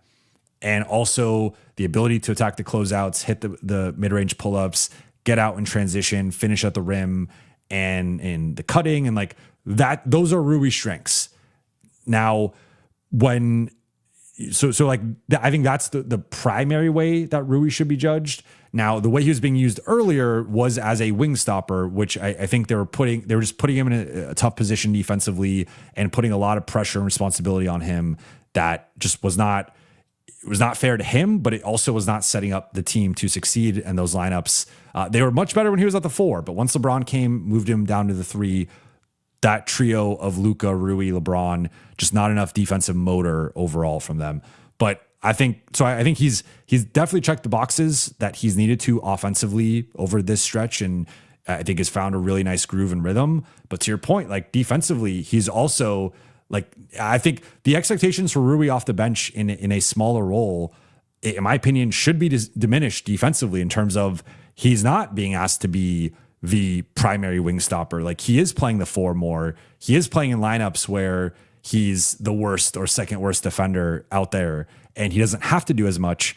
And that is a good thing. And you're also seeing him set up to succeed. Because I think, to me, it's not a coincidence that, like, I think Rui's looked better. Like the best Rui's looked defensively, in my opinion, has been the small ball groups, because it taps into the success he had last year defensively. And it also forces a certain level of engagement as the low man with boxing out, with making certain rotations. And I think with everybody out there in those small groups, they know, like, they don't want to be the weak link. They don't want to be the person who screws it up and makes those groups look bad. So I think Rui has like really tapped into something there and bought in and is just playing at a really, really high level. So yes, like big theme of tonight is shout out to Rui. Trucker Star, thank you for the super chat. Ayton done lost his job. Time to move him. We'll see how the Lakers feel, right? Because I said it at the top of the show. This is a really important stretch to play well or not play well. This is going to inform some big decisions here for the Lakers in the next 10 days. So Ayton chose at a bad time to not be playing well. I will say that. But whether he gets moved, I mean, I don't think you're moving him as like some pot, like, especially if he continues this through the deadline, you're not moving him you're moving him at like the low point of his contract. And now teams could potentially take it on and say, hey, at most we're taking on an $8 million player option. But there's going to be some teams that just don't want to take on that risk. And I don't blame them. Norma Maldonado Buha, aka Mama Buha, says, let's get the likes up. Thanks, Mama Buha. Let's get the likes up. Let's if you've not liked the show yet, please do so. Gorilla the Conqueror, thank you for the super chat. Is there a big pay difference between 6th man of the year and worst starter in the league? I assume this is a Rui question. Now, I don't think you're saying Rui is the worst starter in the league. I think you're more so saying, like, is there a pay difference between the best 6th man or best bench player in the NBA versus the worst starter in the NBA?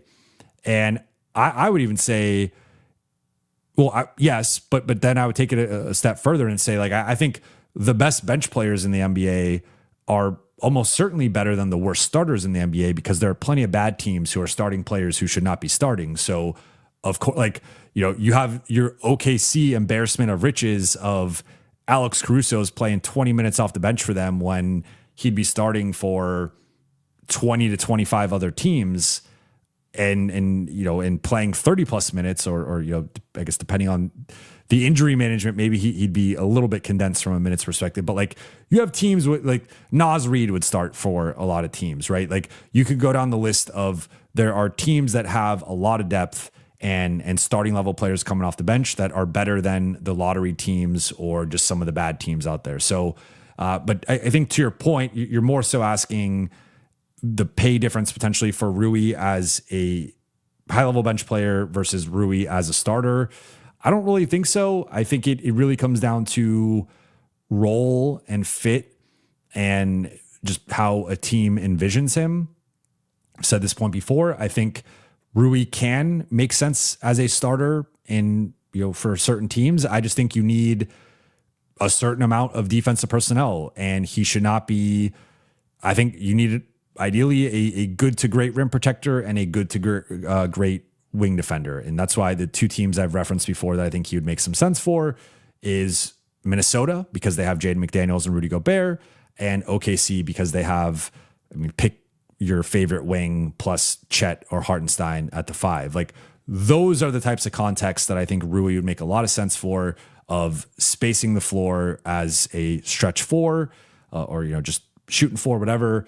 And then, you could run the off-ball actions for him. And then defensively, he is more of a low usage help defender who guards the worst front court player. I think that is the best use of him defensively. And I think we've seen him shift into a smaller role defense. Like if you look, most of the lineups recently when he's out there, Jake, Vando, or Marcus, he's often playing with 2 of those 3 and at least one of them. And when he's out there with at least 1, if not 2, if not sometimes even 3, those guys are taking on the primary defensive assignments. Those are the guy, like Marcus is the point of attack guy. Vando's the point of attack guy.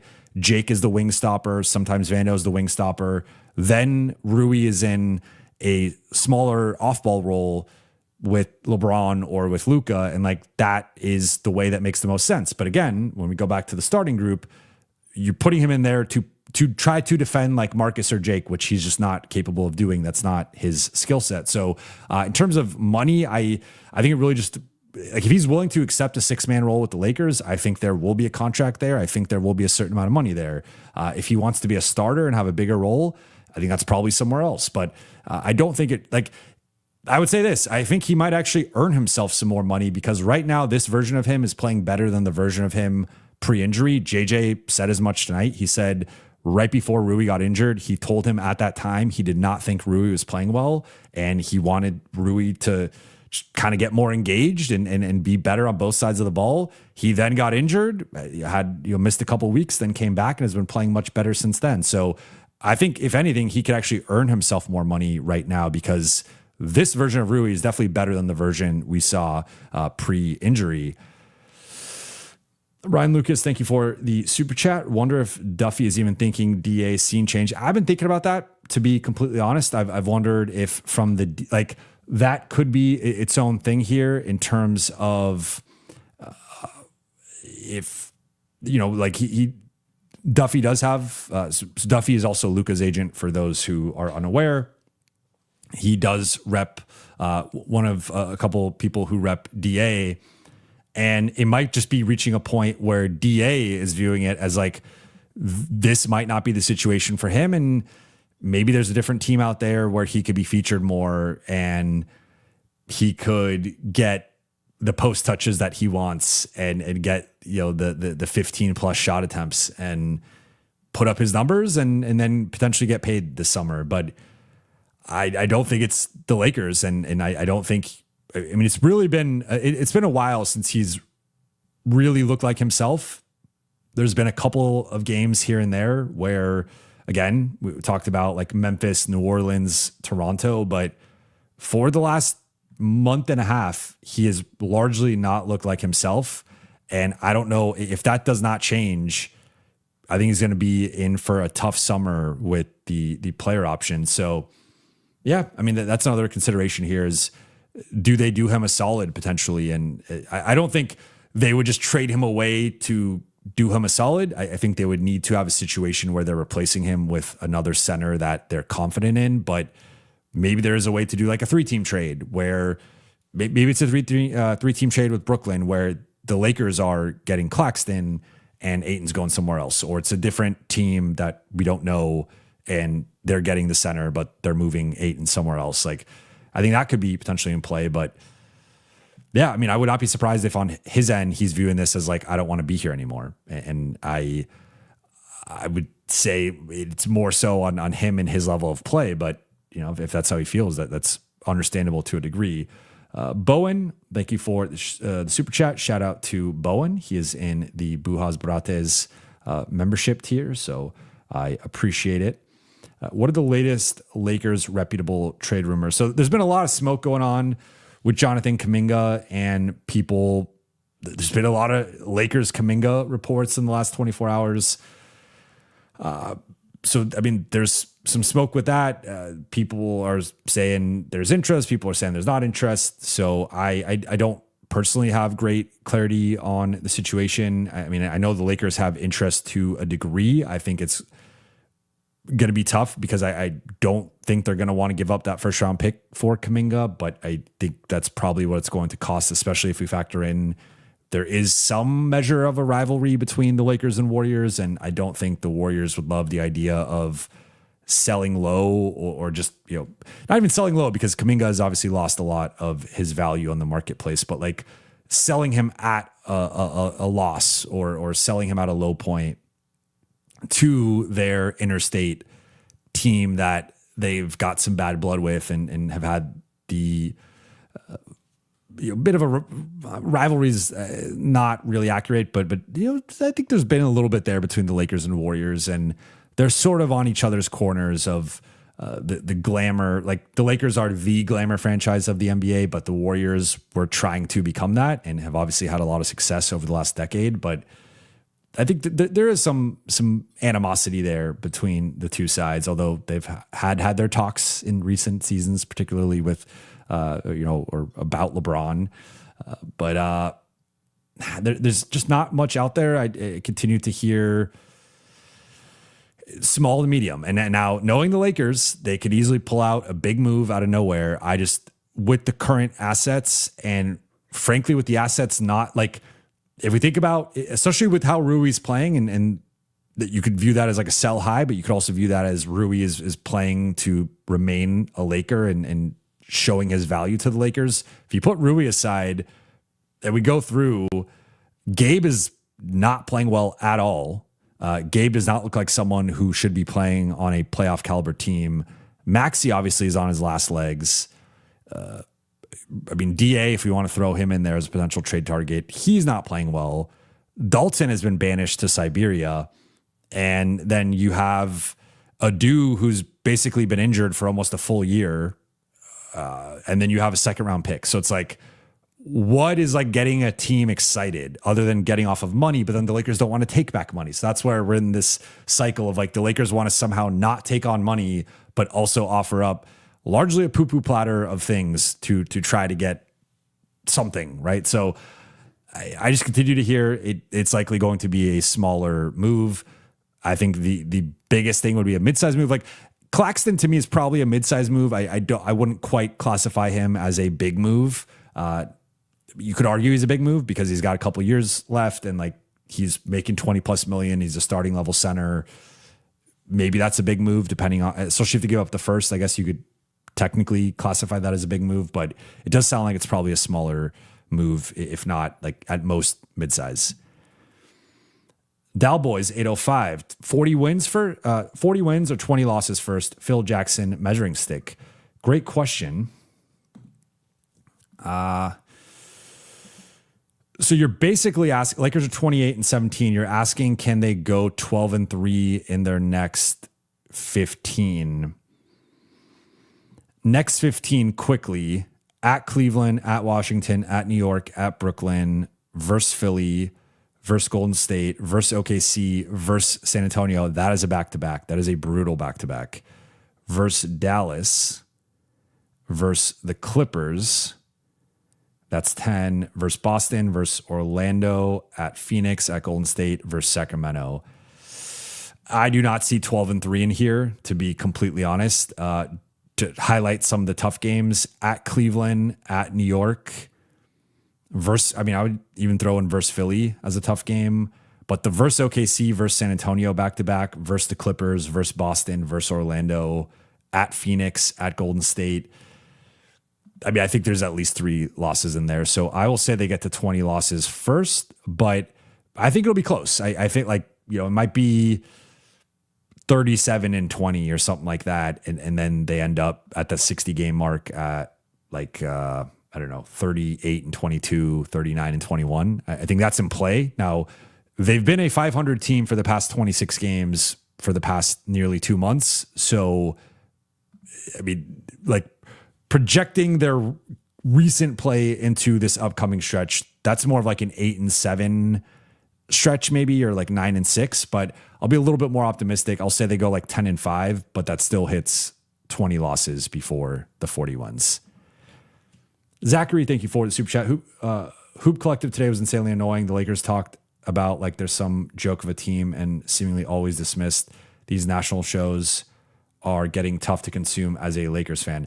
Okay, for a second I thought you said Lakers Collective, and sometimes people will reference Hoop Collective to me, and then because of the collective part, I always go to Lakers Collective. So I didn't hear Hoop Collective today.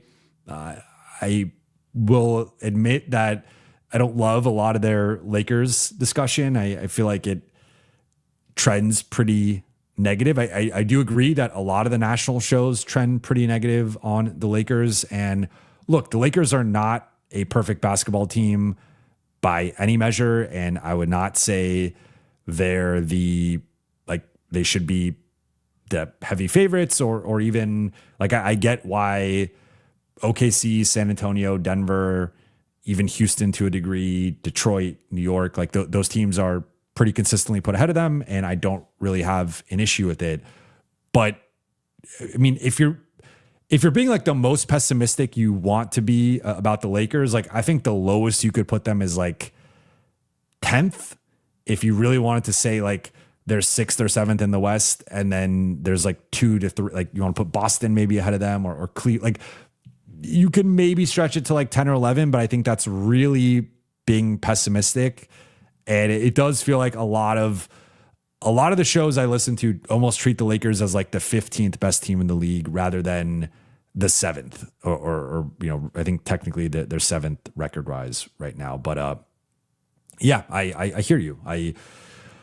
That's why I do try to strike the balance of I'm not. There are also some shows that I think trend way too positive on the Lakers, and I think there is a gap between them and the very top of the league, and I'm not going to pretend like there isn't. And there's enough of a gap where I don't even know if a trade or two would close that gap, right? If they trade for Nick Claxton, I'm not all of a sudden saying, I think they're going to beat OKC. OKC is deeper. OKC plays a style of play that I think really would fare well against the Lakers. I think they hit a lot of the weak points of the Lakers in their playing style, just as an example. But yeah, I do agree. I think a lot of the national conversation is pretty negative about the Lakers, and it does.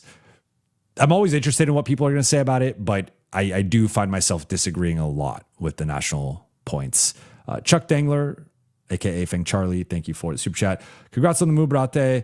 I hope AR takes away all of Gabe's minutes when you come back. I think you mean when he comes back, but unless you compare me to Austin, which I've been compared to pretty much every white Lakers player ever.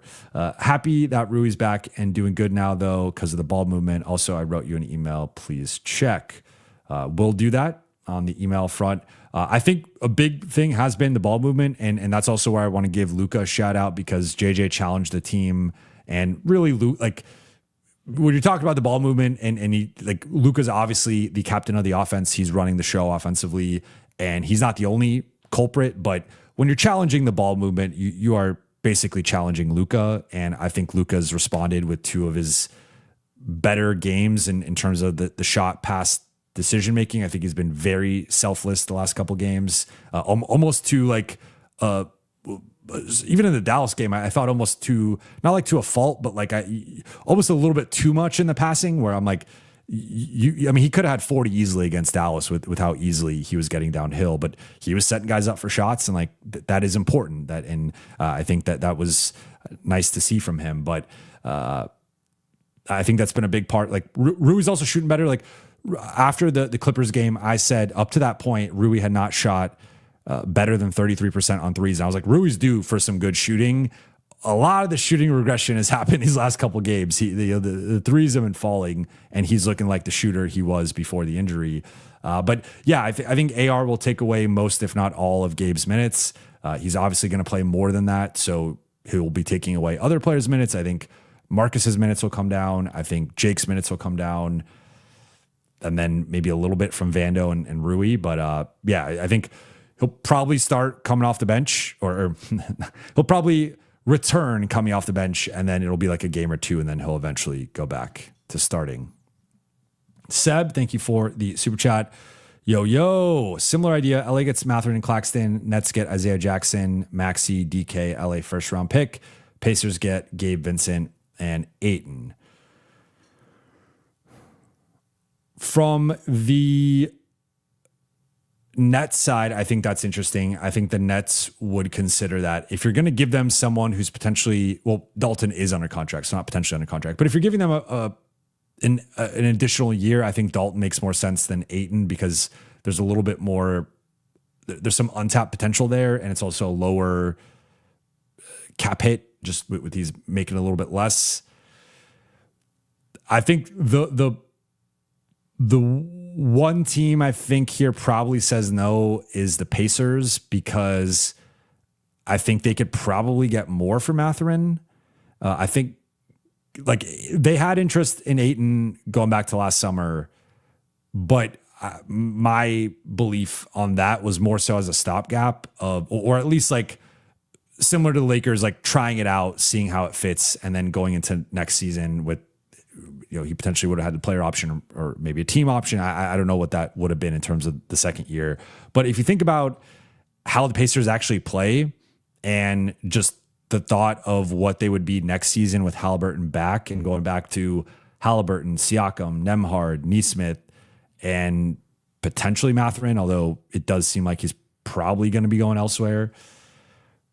I don't really see Ayton fitting in with that. I don't think he's a quick decision maker to the degree that the Pacers, like, I think that was an underrated part of Miles Turner, was like yes, the defense and the shooting, that stuff is great, but I also think he developed into being a quick decision maker who fit into the offensive system that Rick Carlisle and Tyrese Halliburton had cultivated. And I don't think DeAndre Ayton fits that, to be quite, like, remember, that 10-man rotation for the Pacers in the playoffs, everybody played so hard. Everybody, like, it felt like they played every game like a game 7. That is not really the DeAndre Ayton profile. So while, like, I think there was interest in the summer, I don't know to what degree there still is interest. And as they've seen maybe how he's played with the Lakers, like, I don't know. I don't know where that, like, if that would make sense. And then Gabe is just an expiring. So that's partly to make the money work, but I think the Lakers do this. I think the Nets would strongly consider it. I think if the Pacers put out the memo that Benedict Mathurin is actually available and they're willing to trade him, I think they get a better offer than this. So I'm a little bit more skeptical of the Pacers accepting it. But I like where your head's at. And if there was a way to get Mathurin and Claxton, I would sign up for that. Joe Wilkinson, thank you for the super chat. With Jackson's improved decision-making and rebounding, why is he talked about as just a backup? Could he be a 24 to 28 minute center? JJ had too short of a playoff leash. I'm not sure, to be honest. I think Jackson can still struggle with, like, okay, so to your point about the improved rebounding, like, yes. I mean, technically, he's averaging fewer rebounds per 36 minutes and fewer rebounds per 100 possessions than last year. So I'm not disagreeing with you. I actually agree that he's a better rebounder. I'm just saying in terms of his actual averages and production, that has gone down. If we look at the rebounding percentage, offense rebounding percentage. And this is why I think it actually stands out more is he's averaging second highest offensive rebound percentage of his career. I think that's been a real weapon, has been the putbacks, the tip outs. But he's averaging the second lowest defensive rebound percentage of his career and his lowest rebound percentage since his final year in New Orleans. So statistically, it has not really been bearing out in terms of the results. So my point is just like I would say for a starting level center, he is probably a bottom 5 to 7 rebounder off the top of my head among starting centers. Like if you're grabbing all 30 starting centers and you are ranking them 1 to 30 in terms of rebounding, Jackson to me would easily be top 10, but bottom 10, but probably somewhere in the bottom 5 to 7. So that's a big concern of just like, think about Denver has Jokic and Houston, depending on the lineup, has Şengün or Adams and Şengün. Minnesota has Gobert and Randall. OKC has Chet and Hartenstein. Like, those guys are all multiple tiers better of rebounders than Jackson. So that I do think there's a big gap there. And even DA compared to Jackson, like DA is a better rebounder. And even in this like lower effort, funk that he's been in, he's still been out rebounding Jackson. So I do think that that's still a weakness for Jackson, especially in comparison to starting centers. He can still struggle with the fouls. He still picks up, he's gotten better with the verticality, but he will pick up these little ticky-tack fouls. I think it's fewer and farther between, but he still is a relatively high foul player. Looking at it, it's decreased from last year, but it's still, let's see. Yeah, it's his lowest as a Laker right now, but it's not bad. 4.2 fouls per 36 minutes. That's not terrible. It's not good, but it's not terrible. You could, like, I would say if the Lakers don't trade DA or don't add a center, I think they should consider going to Jackson at some point if DA considers playing like this. I do view him more in that 20 to 24 minute range. I was just talking about it a little bit earlier. I think I like him more in like the 18, 20 minute range. If you really have to stretch him, I think you can. I think 28's a little bit too high, especially with you're opening him up to foul trouble and just some of those groups really relying on LeBron or Luka or Vando or Jake with the rebounding. Like I would like a little bit of a better rebounding center, but I agree with the last point though, totally. Like JJ, I thought took too long to bench him in terms of like moving him to the bench, but could have had a longer leash with him as a starter, but also even as a bench player. I don't think he had to be entirely phased out of the rotation and be behind Maxi Kleber in game 5. Like that did not make sense. And I don't agree with that. Sarah talks ball. Thank you for the super chat. Shout out to Sarah. Thoughts on JJ defaulting the zone recently? When it works, it works. When it doesn't, it's ugly. I share very similar feelings on the zone, and it has been great at times, and it has been terrible at times. And they've sort of shifted it a little bit more to a 2-3 matchup zone. So, and technically, with the 2-3, you are like maybe some semantics there in terms of like a 2-3 versus a 2-3 matchup, but like it's more so. I feel like they've been a little bit more conservative with it at times. And I've probably liked that a little bit more because I think that the zone, again, it either encourages urgency and focus and everyone committed to the shell of the zone and making sure you're rotating and boxing out and closing out and all that stuff. Or it could also encourage some bad habits. And I think at times there's been guys falling asleep, guys not being clear on rotations. And so I think they've almost had a hybrid man 2-3 zone at times where it's sort of like one side of the floor is more so in man. The other side is more zoned up.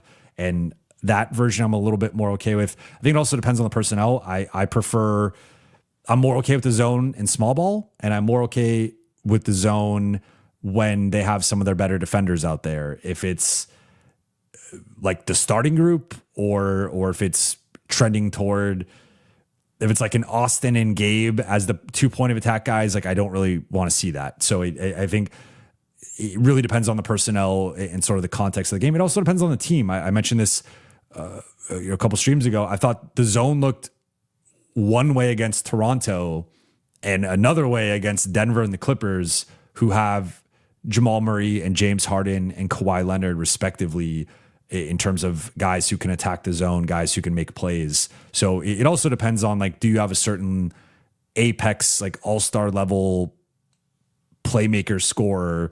I think it's tougher to run zone against that versus Toronto. Like, yes, they have Scotty Barnes, they have Brandon Ingram, but those guys are several tiers below, especially Murray and Harden, but I would even say Kawhi, who at this point has seen every scheme, every defense, et cetera, and I think continues to be an underrated playmaker. But yeah, I mean, I'll give JJ credit for mixing it up, as he said, getting weird, and I also think it's been nice to see LA throw some different pitches, because I was sick and tired of them switching everything, and I mean, they still switch a lot and they still get picked on a lot, but I think you need a zone look to, like, you should have a zone look, and LA's been building it.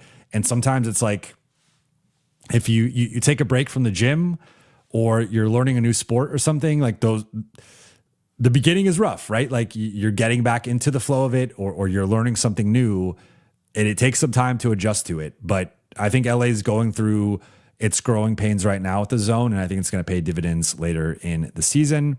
Then next one from DJJ, shout out to DJJ. How many games has JJ not done what people have been telling him to do since the summer? Cost us, LOL.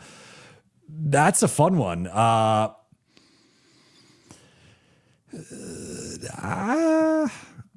Okay, let's quickly. I mean, the problem with playing the, like, what if game with the Lakers is they have so many blowout losses that it's hard to say they wouldn't, or they would have won certain games if thing X happened or thing Y happened. I mean, I don't think JJ cost them the Golden State game. I don't think he cost them that Portland game when they basically had nobody available. I don't think he cost them the Atlanta game. I don't think he cost them the OKC game. I don't think he cost them. If you go through Phoenix, Boston, San Antonio, I think the game plan could have been better than. I mean, a lot of these games, Lakers were shorthanded. I think the Houston game, if they were starting a different group, I think it would have fared better. Similar with Detroit, but I think at some point it would have caught up to. Well, Detroit, actually, I think that was the beginning of them starting Marcus and Jake. And I actually thought the starting group looked fine despite them losing. I mean, it was more so the bench was awful that game.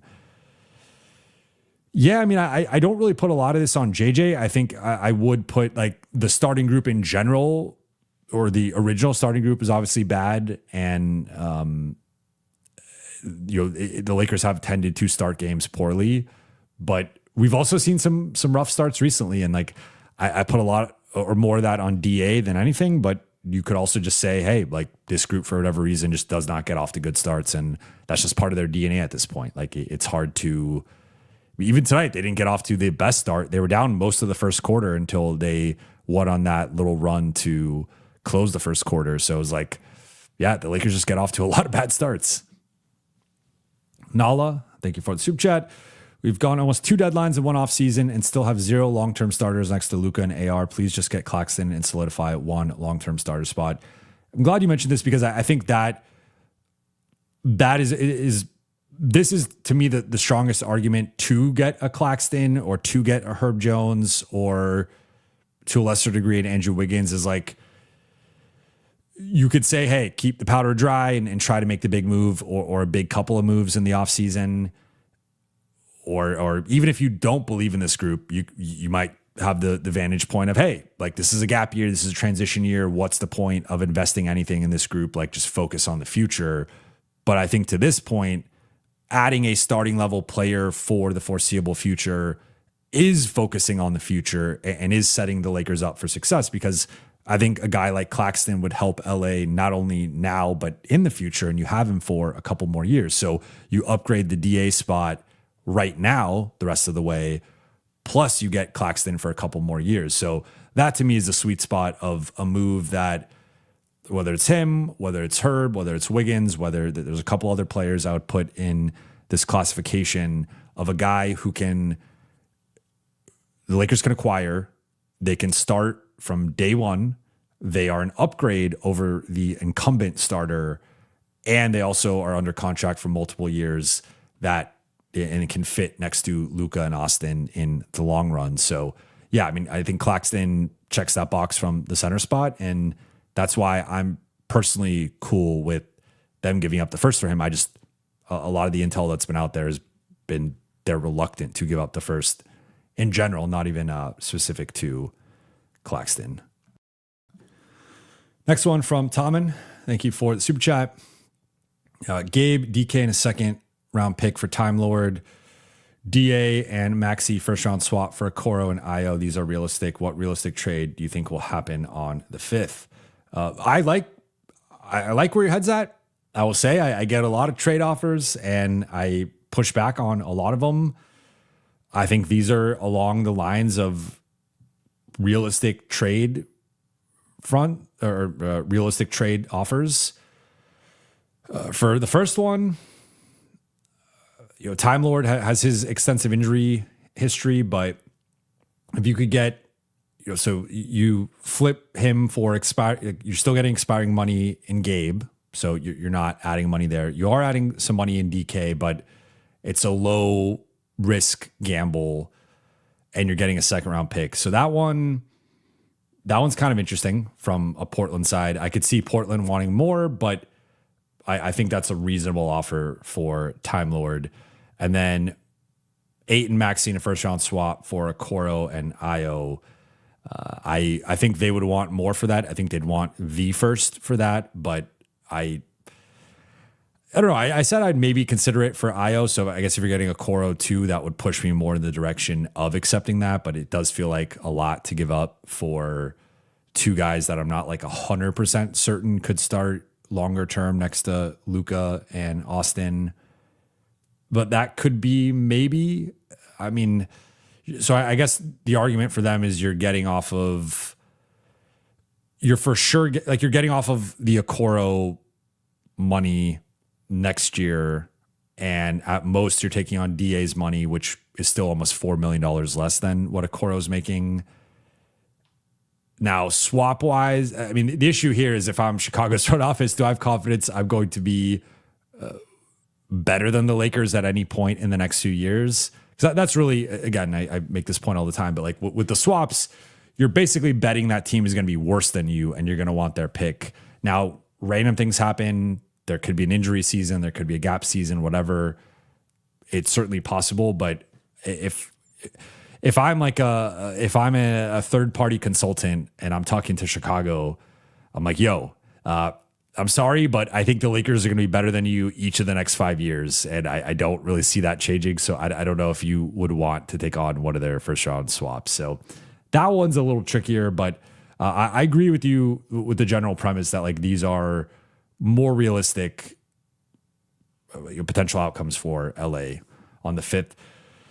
I'm not, it's so tough to say what I think is going to happen, but I do think if something happens, it's probably more in that Io, Keon, Sadiq Bey range of player. I don't know if I don't think they have enough for a Herb Jones. I don't know if they have enough for Claxton or Wiggins, like maybe for those guys, but all those guys are going to cost a first. I'd be pretty surprised if any of them went for less than a first. So unless LA's been bluffing this entire time, which is certainly possible that they don't want to, that they actually will trade the first.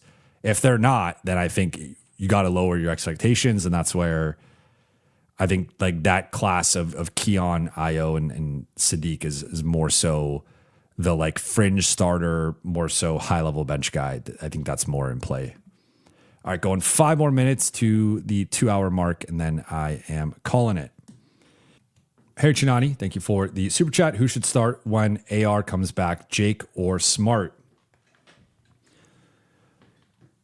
I am on team Smart still, and I would say that I'm cool either way. Ultimately, I would prefer Smart. For what it's worth, Crangus, for those who follow him on X, he did a simulation through some of the B-ball index metrics with expected net rating, and it ranked the different starting options as Marcus Smart with a pretty sizable lead there at plus 4.3 expected net rating, with Smart as the fifth guy. Vando actually second at plus 1.3, but a healthy gap there in terms of nearly exactly 3 points per 100 possessions. Maxi Kleba actually graded out third, which I thought was funny and also speaks to sort of the awkward fit with a lot of the guys with the starters. He was basically neutral. And then Jake was minus 0.7. Gabe was minus 1.8. Rui was minus 3.1. And Nick Smith was minus 6.2. So that's just like one reference point here. But I think Marcus for me just is I agree with what JJ said a few games ago. I think he's been their best defender this season. A lot of the lineup data supports that. He's still continues to lead this group in plus minus and net rating.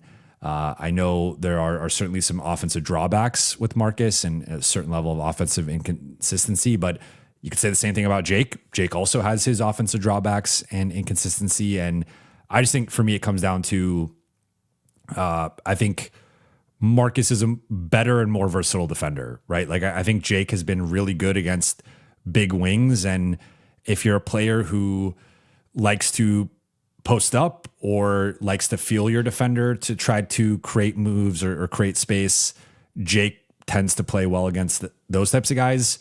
Jake should not be guarding point guards or shooting guards.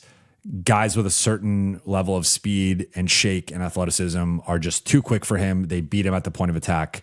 I think Marcus holds up far better against those guys while also giving you, at least their shooting numbers have been pretty similar, especially from purely a catch and shoot perspective. So I think Jake's offensive ceiling is higher, and that's why, like, overall in the aggregate, I would consider him the better two-way player. But whatever gap there is offensively between the two, I also think there's a gap defensively between the two, and I think that starting group needs energy and needs defense. And to me, Marcus checks that the most, while also giving you some level offensively. So I would lean Marcus. But if they end up going Jake and then shifting Marcus more to a bench role, and like you have it where Jake's starting and then Rui's your like Jackson's your backup center, Rui's your primary backup forward, Marcus is your primary backup guard, I'm cool with that too. And then Vando's the ninth guy. Like I think that's fine as well. But I would lean Marcus. Flocks 666 Jovan, who should start, Ayton or Timmy? I would actually go Jackson between those three right now. I think Ayton's going to continue to start. I'm not pulling the plug on him yet, but we are getting relatively close. Nala, thank you for the super chat. Why was Rob so fast to trade the first last year before it was rescinded, but so hesitant now? I feel like it's definitely a bluff. Good question here. I'm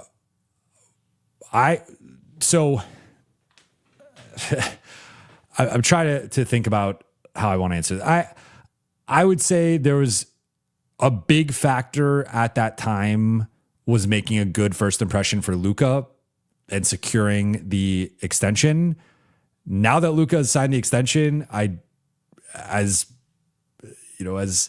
much as I don't want to agree with this statement, I think the reality of the situation is there's not the same level of pressure on Rob right now to make a win now move or make a move that dramatically improves this year's roster. I think there is pressure in general to figure out what the team's doing this offseason and to assemble a bona fide contender for next season. But I don't think there's the same pressure on him that there was that.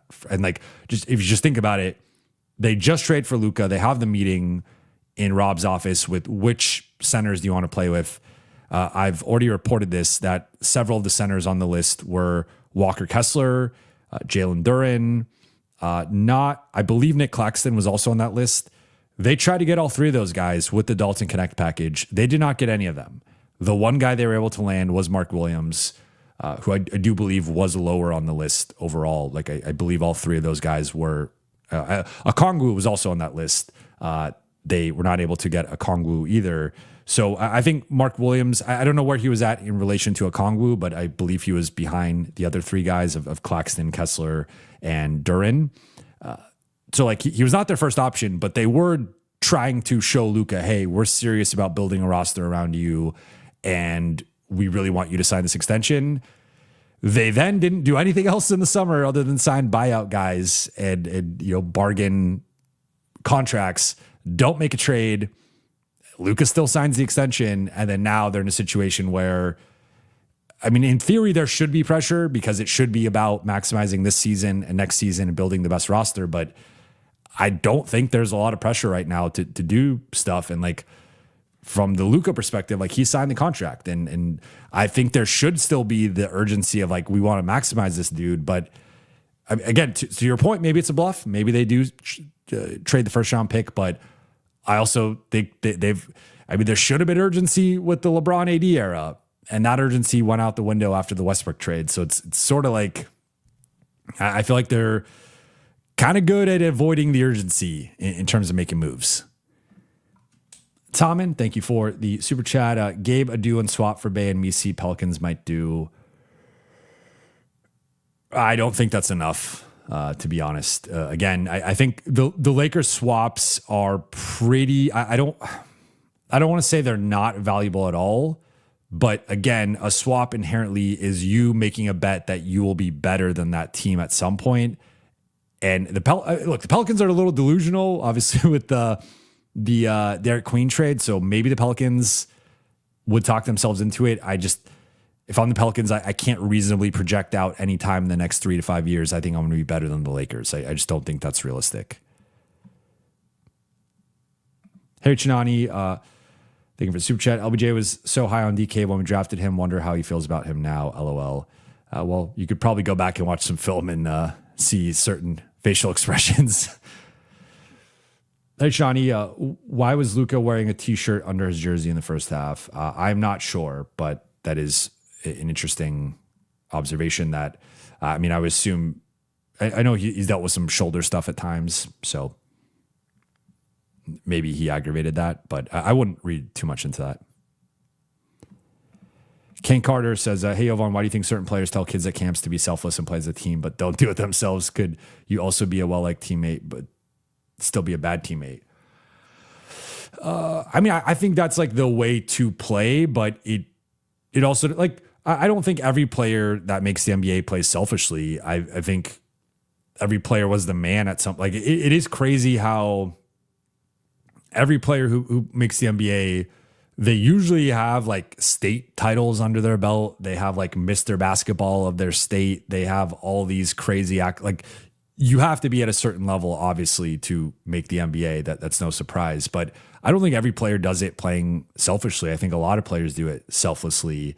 But certainly if you're a scorer of a certain ilk, just think about plopping, think about plopping Cam Thomas right now in like a high school game. He's going to drop 70, right? He's going to drop 90, right? So of course he's a less evolved version of himself 5, 6, however many years ago he was in high school, but it's still like, you're so gifted and talented that you are going to be able to do things and get away with it that like maybe isn't necessarily the best for the team from like a ecosystem perspective in terms of involving everybody, making sure everybody's getting touches, everybody's getting shots. But I think in general, like, I also think this is the funny thing too, is I think this applies to a lot of player analysis is like, I love right now, like, every player has a podcast, every player is doing TV, and I'm more so actually focusing on the former players, but you will have former players out there criticizing guys' defense who never played defense in their career. And it's funny to me because it's like, I think you could have a lack of self-awareness, but also know the right thing to do. So I think that's also part of this of like, theoretically, the best thing to do is be selfless, involve everybody, play as a team. That doesn't mean people are going to do it. Like, I'm not going to throw people under the bus with like certain habits that they do, but there are bad habits that people have that you're not supposed to do the habit. You know it is bad for you. You just still do the thing anyway. And I think that's kind of part of getting at, here. And so you could be a well-liked teammate, but a bad teammate. Yeah. I mean, you could be a selfish player, but still be a good teammate. Like I think, there are players that have been very selfish, ball hog, me first players on the court. Off the court, they're great teammates. They're buying their teammates gifts. They're like great in the locker room. They're hanging out with the guys on the road. It's just when they get on the court, they play differently. Mishra says, hi, Jovan. Good to see you. I love this Luka on a mission lately. Great year for him so far. February might be insane. Liking this Lakers trend lately. 4-1 in the last 5 and better defense. Good to see you as well. And let's see now. I'm curious if the Lakers, if the numbers have updated on NBA. So NBA.com has the Lakers 10th in their last 5 games. Let's see in their last 4 games defensively. They're 18th in their last 5. It feels like that's low.